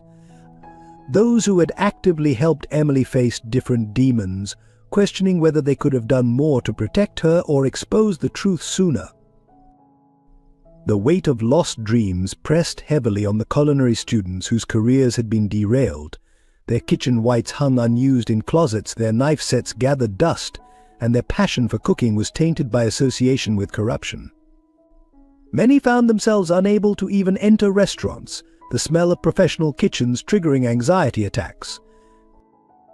Perhaps the most profound emotional toll was the loss of trust. Emily's natural inclination to help others warred with her new understanding of human darkness. Grace's belief in justice was shaken by how long corruption had gone unchecked. James's confidence in his own judgment lay in ruins, along with his sense of purpose and identity. Even the city itself seemed changed, its celebrated food culture now viewed through a lens of suspicion and doubt. These emotional wounds ran deeper than any financial loss or legal consequence. They touched the fundamental human needs for safety, trust, and belief in justice. The scandal had stripped away not just livelihoods and reputations, but also the comforting illusions that had allowed each person to make sense of their world. In their place remained raw truth and the daunting task of rebuilding not just careers and relationships, but faith in humanity itself. The final piece of Sarah Parker's puzzle emerged 6 months after the initial arrests, hidden where no one had thought to look within Emily's beloved collection of her mother's recipes. Grace, organizing the worn papers during her recovery, discovered that Sarah had used an old family cipher to hide evidence within seemingly innocent cooking instructions. Each recipe, when decoded, revealed detailed accounts of criminal activities she had witnessed at Thompson's. The recipe for Mother's Special Marinara contained records of money laundering operations with ingredients quantities representing transaction amounts, family celebration cake, documented meetings between Michael Stewart and known criminal figures, dates concealed within baking temperatures and times. Most devastating was the emergency comfort soup, which outlined Sarah's discovery of the truth and her final plans to expose everything. FBI cryptographers, working with Grace's help to break the code, uncovered a network far more extensive than initially revealed. Sarah had documented not just local criminal activities, but international connections reaching into the highest levels of government and business. The simple notebook, which Emily had carried faithfully every night, contained enough evidence to trigger investigations across 3 continents.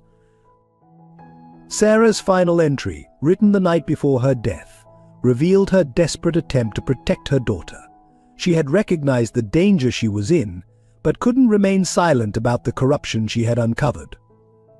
The entry included a heartbreaking letter to Emily, explaining her choices and expressing hope that someday her daughter would understand why she had risked everything for the truth. The decoded evidence revealed that Sarah had been methodically gathering proof for over 2 years. She had created an ingenious system of documentation, using her position in the kitchen to observe and record criminal activities without raising suspicion. Her attention to detail as a chef had served her well in this secret mission, as she noted precise times, amounts, and participants in each illegal transaction. More shocking were the recordings Sarah had managed to hide throughout the restaurant. Tiny devices disguised as ordinary kitchen equipment had captured hundreds of hours of incriminating conversations. These recordings had continued to function long after her death, unknowingly documenting the very conspirators who had orchestrated her murder as they continued their operations. The evidence implicated several high-ranking police officials who had helped cover up Sarah's murder. Their involvement explained why the initial investigation had been so quickly dismissed as an accident. The corruption reached into the district attorney's office, with certain prosecutors having deliberately buried evidence that could have exposed the truth years earlier. Emily's nightly food distribution route, it turned out, had unknowingly followed the same path her mother used to track suspicious deliveries. The people Emily helped were often in locations that provided perfect vantage points for observing the restaurant's illegal activities. Sarah had built relationships with these same community members, using their observations to verify her suspicions. The decoded recipes also revealed something that brought both pain and pride to Grace. Sarah had discovered the truth about how her mother's investment had been stolen. She had been gathering evidence to restore Grace's rightful ownership of the restaurant, determined to right the wrong done to her family. This discovery had likely been what sealed her fate, as it threatened to expose the criminal organization's origins. The final evidence painted a picture of a mother torn between exposing corruption and protecting her child. Sarah had created multiple contingency plans, including trust funds and safety deposits hidden under aliases, intended to protect Emily if anything happened to her. She had even documented emergency procedures for Grace to follow, though these instructions had been lost in the chaos following her death. As federal agents pieced together Sarah's evidence, they uncovered a level of forethought and courage that left even hardened investigators moved. She had known the risks, understood the likely consequences, yet had persisted in gathering evidence, driven by a determination to create a more just world for her daughter. The recipe notebook, which had seemed like a simple collection of family memories, was revealed as Sarah's final gift to Emily, not just evidence of crimes, but proof of her mother's incredible courage and integrity. Each encoded recipe represented not just criminal evidence, but a mother's love and determination to protect both her child and her principles, even at the ultimate cost. The revelation of Sarah Parker's encoded recipe book ignited a media firestorm that transcended the original scandal. Major newspapers ran front-page stories with titles like "A Mother's Final Recipe Justice Served Cold" and "Kitchen Confidential: How a Chef's Codes Cracked a Criminal Empire." The public's fascination with the combination of culinary expertise and covert documentation captured the nation's imagination. Social media exploded with trending hashtags like Sarah's Recipes and Justice in the Kitchen. Food bloggers began analyzing Sarah's actual recipes, discovering that even the legitimate cooking instructions were masterpieces of culinary innovation. Her dual legacy as both a brilliant chef and a courageous whistleblower sparked intense discussions about morality in the restaurant industry. Television networks scrambled to produce documentaries about Sarah's life and death.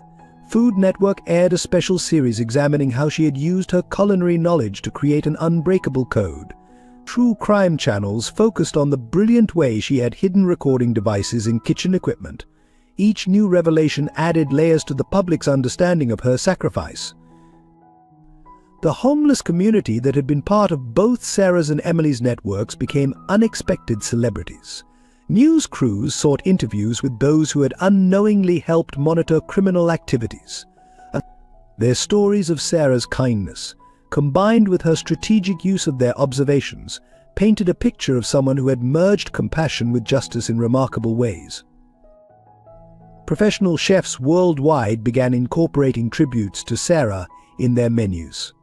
High-end restaurants offered Sarah Parker specials with proceeds going to anti-corruption initiatives and food security programs. Culinary schools added ethics courses to their curricula, using her story to teach the importance of integrity in the industry. The public's emotional investment in the story intensified when Emily's role became clear. The image of a 5-year-old girl unknowingly carrying crucial evidence while feeding the hungry seemed almost too perfectly poignant to be real. News outlets handled this aspect with unusual sensitivity, respecting the family's privacy while celebrating Emily's unconscious role in completing her mother's mission. Law enforcement agencies faced intense public scrutiny over their initial handling of Sarah's death. Protests erupted outside police headquarters when details of the cover-up emerged. Reform activists used the case to demand changes in how police investigated suspicious deaths, particularly those involving corporate interests. The culinary industry underwent a profound period of self-examination. Restaurant groups rushed to establish whistleblower protection programs. Food safety and financial transparency became major talking points at industry conferences. The fear that other establishments might be hiding similar secrets led to a wave of voluntary audits and policy changes. Grace Parker's story sparked discussions about investor protection and corporate accountability. Business schools used the case to examine how legitimate enterprises could be corrupted from within. The sophisticated way Sarah had documented financial crimes became a case study in forensic accounting programs. The public's response went beyond mere interest in scandal. People were moved by the multiple layers of the story: a mother's love, a daughter's unwitting courage, a grandmother's lost dreams, and a community's role in serving justice. The human elements transformed what could have been a simple true crime story into a powerful narrative about integrity, sacrifice, and redemption. As Sarah's coded recipes were carefully deciphered and published with sensitive information redacted, they became bestsellers. People were fascinated by how she had woven complex criminal evidence into seemingly simple cooking instructions. Each recipe told two stories, one about food and family, another about corruption and courage. The impact rippled through popular culture. Multiple book deals were offered for the story. Hollywood producers competed for movie rights. Television shows incorporated elements of the case into their plots. Sarah Parker became a symbol of quiet resistance and moral courage, her story inspiring others to speak up against corruption in their own industries. Perhaps most significantly, the public reaction created lasting change in how society viewed the relationship between wealth, power, and accountability. Sarah's methodical documentation of criminal activities, combined with Emily's innocent distribution of food to the hungry, highlighted the stark contrasts that had allowed corruption to flourish. The story's ability to unite people across social and economic boundaries proved remarkable. Wealthy restaurateurs and homeless individuals found themselves discussing the same events from different perspectives. The public conversation expanded beyond the specific case to address broader issues of social justice, corporate responsibility, and moral courage. James Thompson's personal revelation came gradually, like a complex sauce reducing to reveal its essential truth. Sitting alone in his penthouse reviewing Sarah's decoded recipes, he finally understood the full weight of his willful ignorance. Each recipe entry forced him to confront how his pursuit of success had blinded him to the corruption festering within his empire. The realization that his signature appeared on documents that had helped cover up Sarah's murder left him physically ill. Emily's understanding of her mother evolved as Grace carefully shared appropriate portions of Sarah's story. The 5-year-old began to see her nightly food deliveries not just as acts of kindness, but as a continuation of her mother's legacy. Her pride in carrying the recipe book everywhere took on new meaning, though Grace carefully protected her from the darker aspects of the evidence it contained. Emily's nightmares gradually transformed, with her mother now appearing as a guardian angel rather than a haunting absence. Grace experienced the most profound personal transformation. Learning how methodically Sarah had worked to expose the theft of her investment while protecting Emily gave her renewed strength. Her daughter's courage helped her overcome the shame of having lost the family's financial security, replacing it with fierce pride. During her physical therapy sessions, Grace would recite Sarah's recipes from memory, drawing determination from each hidden message of resistance. Robert Wilson's guilt over his years of silence transformed into a dedication to preserving Sarah's legacy. He began working with culinary schools to develop ethics programs, sharing his first-hand experience of how silence enables corruption. His testimony about watching Sarah's investigation unfold, combined with his own detailed observations over the years, provided crucial context for prosecutors building cases against higher-level conspirators. The homeless community that had been part of Sarah's unofficial surveillance network discovered a new sense of purpose. Mr. Johnson, learning how his regular observations had contributed to Sarah's investigation, began training other veterans in security and observation techniques. MS. Rodriguez organized community watch programs, teaching others how to document and report suspicious activities safely. For the restaurant staff who had remained ignorant of the corruption, the revelations brought mixed emotions. Many struggled with guilt over not noticing the signs, while others felt betrayed by colleagues they had trusted. Those who had helped Emily now understood they had been part of a larger mission, though this knowledge brought both pride and renewed grief for Sarah's death. Michael Stewart, facing life imprisonment, experienced his own devastating revelation. Sarah's meticulous documentation stripped away his carefully constructed image, revealing him as a man who had sacrificed his genuine culinary talent for criminal gain. In custody, he would obsessively write his own recipes, perhaps trying to recapture the passion for food he had lost to greed. The elderly couple who had helped document financial discrepancies found validation in Sarah's encoded notes. Their own careful records had paralleled her investigation, though they hadn't known it at the time. Their expertise gained new respect as they helped investigators understand the complex financial aspects of the evidence. Emily's school teachers gained new insight into their quiet, determined student. The girl who carefully shared her lunch and helped struggling classmates now appeared as her mother's daughter in more ways than anyone had realized. Her academic performance improved as she began to understand that education had been important to her mother's ability to expose wrongdoing. James's journey to redemption began with these personal revelations. He started viewing his wealth not as a measure of success, but as a tool for restitution. The man who had once scorned charity as weakness now understood how his own moral weakness had enabled criminal exploitation of the vulnerable. Sarah's final recipe entry, a letter to Emily encoded in instructions for legacy soup, became a turning point for everyone involved. The simple love expressed in her words, combined with her unwavering determination to fight corruption, helped each person find their own path forward. Grace found strength in her daughter's courage, Emily found pride in continuing her mother's mission of feeding the hungry, and James found purpose in transforming his remaining resources toward justice. The personal revelations extended beyond the immediate circle. Other restaurant owners began examining their own practices, recognizing how easily oversight could become willful ignorance. Social workers gained new perspectives on how small acts of kindness, like Emily's food distribution, could mask deeper systemic issues requiring attention. These individual transformations, sparked by Sarah's encoded recipes, proved as significant as the criminal evidence they contained. Each person touched by the case emerged changed, their understanding of responsibility, courage, and justice fundamentally altered by the story of a chef who had used her culinary skills to fight corruption while protecting her daughter's future. Justice arrived in waves, each more significant than the last. The first round of convictions focused on Michael Stewart and his immediate associates. The evidence from Sarah's encoded recipes proved devastating in court, leaving no room for plea bargains.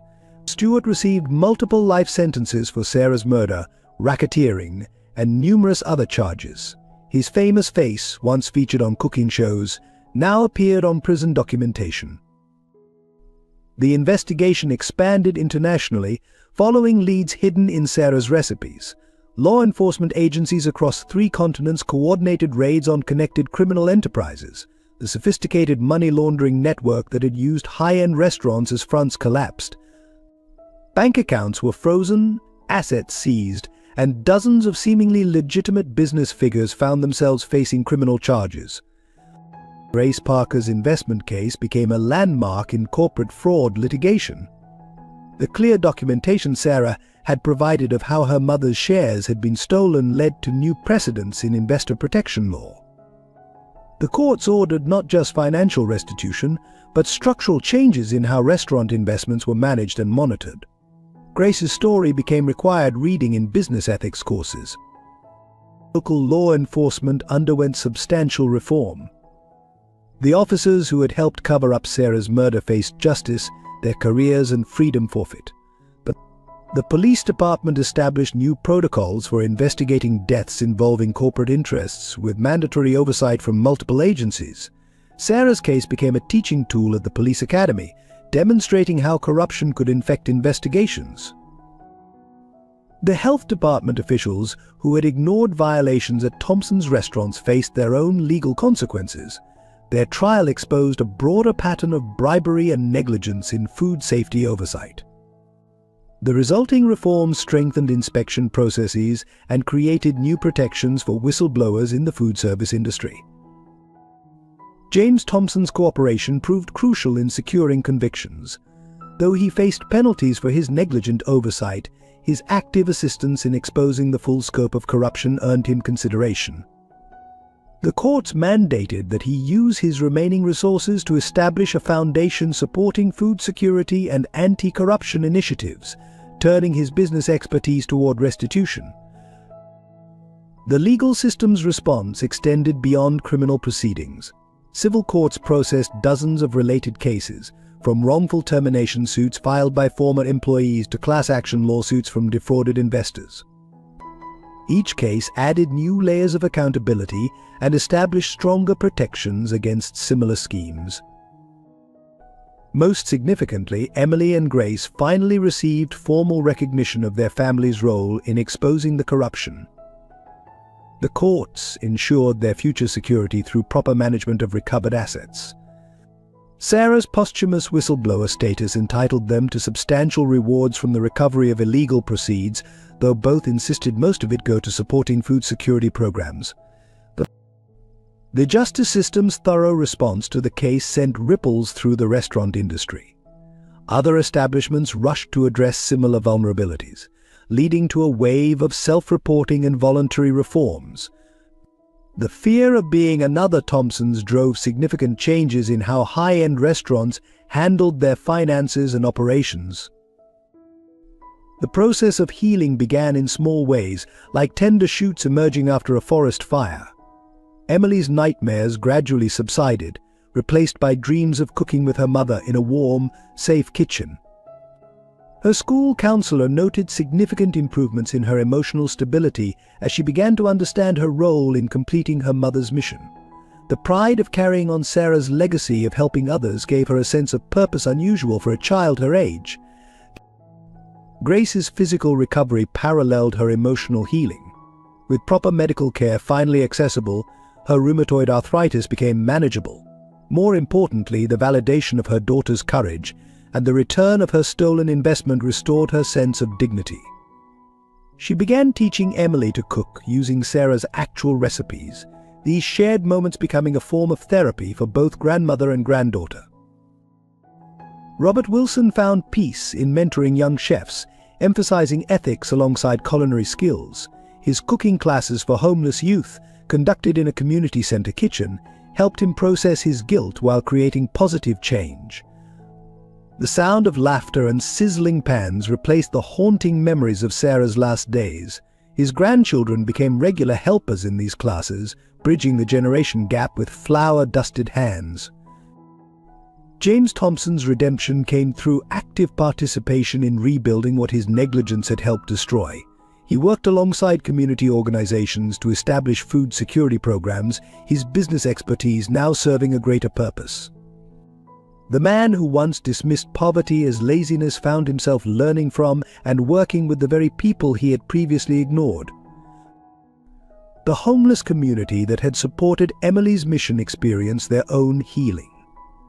Mr. Johnson secured permanent housing through a veterans program and began working as a security consultant. Ms. Rodriguez completed her nursing degree with support from a foundation established in Sarah's name. The elderly couple who had helped document the fraud became respected advisors on financial literacy programs for low-income families. Even the restaurant's former staff found ways to heal. Those who had remained silent out of fear now spoke openly about their experiences, helping others recognize and report corruption. The kitchen workers who had helped Emily created a cooperative catering business built on principles of transparency and community service. Their success proved that ethical business practices could thrive in the culinary world. Emily's school became a model for integrating emotional support with education. Her teachers developed programs helping children process trauma through creative expression and community service. The school's garden project, inspired by Emily's story, taught students about food security while providing fresh produce for local shelters. The healing extended to the broader community. Regular gatherings in the former restaurant space, now converted into a community kitchen, brought together people from all walks of life. Cooking classes, shared meals, and food distribution programs created new bonds between formerly divided social groups. The space that had once symbolized corruption became a center for healing and connection. These personal transformations, though less dramatic than the legal victories, proved equally important in creating lasting change. Each person touched by the scandal found their own path to recovery, often by helping others heal as well. The cycle of trauma began to break, replaced by a network of support and understanding that crossed social and economic boundaries. On the 5th anniversary of Sarah Parker's case resolution, the transformed Thompson's building hummed with activity. The former five-star restaurant had become Sarah's Kitchen, a revolutionary hybrid space combining a community food center, culinary school, and social justice hub. The elegant dining rooms now hosted free cooking classes for underprivileged youth, while the state-of-the-art kitchen served as a training facility for aspiring chefs from disadvantaged backgrounds. 10-year-old Emily, now thriving in school and following in her mother's culinary footsteps, spent afternoons teaching other children how to cook simple, nutritious meals. Her natural teaching ability and gentle patience reflected Sarah's spirit, while her innovative approaches to combining flavors suggested she had inherited her mother's culinary talent.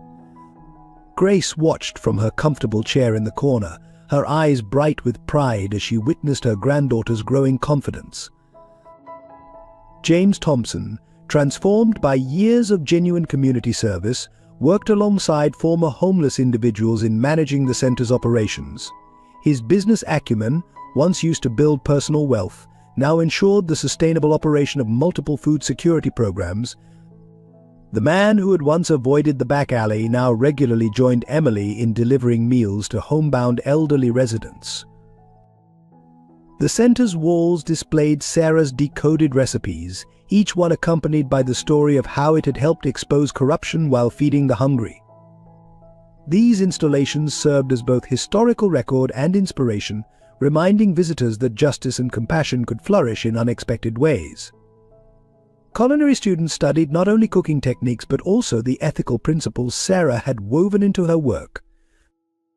Robert Wilson, though retired from professional cooking, led weekly masterclasses where he shared both culinary wisdom and life lessons about integrity. His sessions always ended with preparing meals for local shelters, continuing the tradition of care that Sarah had begun. His grandchildren, now teenagers, worked alongside Emily in the youth cooking programs, creating a next generation of conscious culinary leaders. The community that had supported Emily's mission flourished. Mr. Johnson headed the center's security team, ensuring that the space remained safe and welcoming for all. MS Rodriguez coordinated health education programs alongside cooking classes. The elderly couple who had helped document the fraud now taught financial literacy alongside basic cooking skills, helping others avoid exploitation while learning to feed themselves well. Sarah's Kitchen became a model for similar centers across the country, demonstrating how combining food security with education and community building could create lasting social change. The foundation established from recovered assets supported the expansion of this model, while Emily's story inspired others to see how small acts of kindness could spark significant transformations. Most importantly, the center embodied the spirit of both mother and daughter Sarah's courage in fighting corruption and Emily's simple dedication to feeding the hungry. Each meal served, each student taught, each community connection forged represented a small victory over the greed and corruption they had fought to expose. The back alley, where Emily had once waited patiently for leftover food, became a thriving community garden, its produce used in cooking classes and meal programs. The security cameras that had once documented her solitary mission now captured stories of community, healing, and hope. The transformation was complete, from a symbol of excess and corruption to a beacon of justice and compassion. As evening fell on this anniversary day, Emily stood in the kitchen doorway, watching people gather for the community dinner. Her mother's recipe book, worn but precious, rested in her apron pocket, its pages now containing not only the evidence that had brought justice, but also the dreams of a new generation learning to use food as a force for good. The legacy of a mother's love and courage had blossomed into something far greater than anyone could have imagined. In a world where wealth often overshadows worth, Emily's story reminds us that the smallest hands can carry the heaviest burdens of justice. A 5-year-old girl collecting leftover food revealed more courage than those in suits and ties, while a mother's love encoded in recipes proved stronger than an empire built on greed. Through Sarah's sacrifice, Grace's dignity, and Emily's innocence, we learn that true power lies not in what we own, but in what we give. Each meal shared, each act of kindness, each stand against corruption ripples through time, changing lives in ways we may never know. Remember, when you see a child's kindness, you might be witnessing a hero's first steps. When you pass someone in need, you could be ignoring tomorrow's champion of justice. In the end, it's not our wealth that defines us, but the courage to do what's right when the world looks away. Sometimes the greatest revolutions start with a simple act of sharing food with those who hunger, not just for meals, but for justice, dignity, and hope. What small act of kindness will you choose today? If this story of justice, redemption, and compassion has touched your heart, please consider subscribing to support our team in bringing more powerful narratives to light. Share this video with friends and family who might find inspiration in Emily's journey. Your likes and comments mean the world to us. We'd love to hear your thoughts and emotions about this remarkable story of courage and change. Should we continue with part 2, exploring what happens next in Emily's inspiring journey? Your engagement helps us create more meaningful content that makes a difference. Thank you for being part of this storytelling community.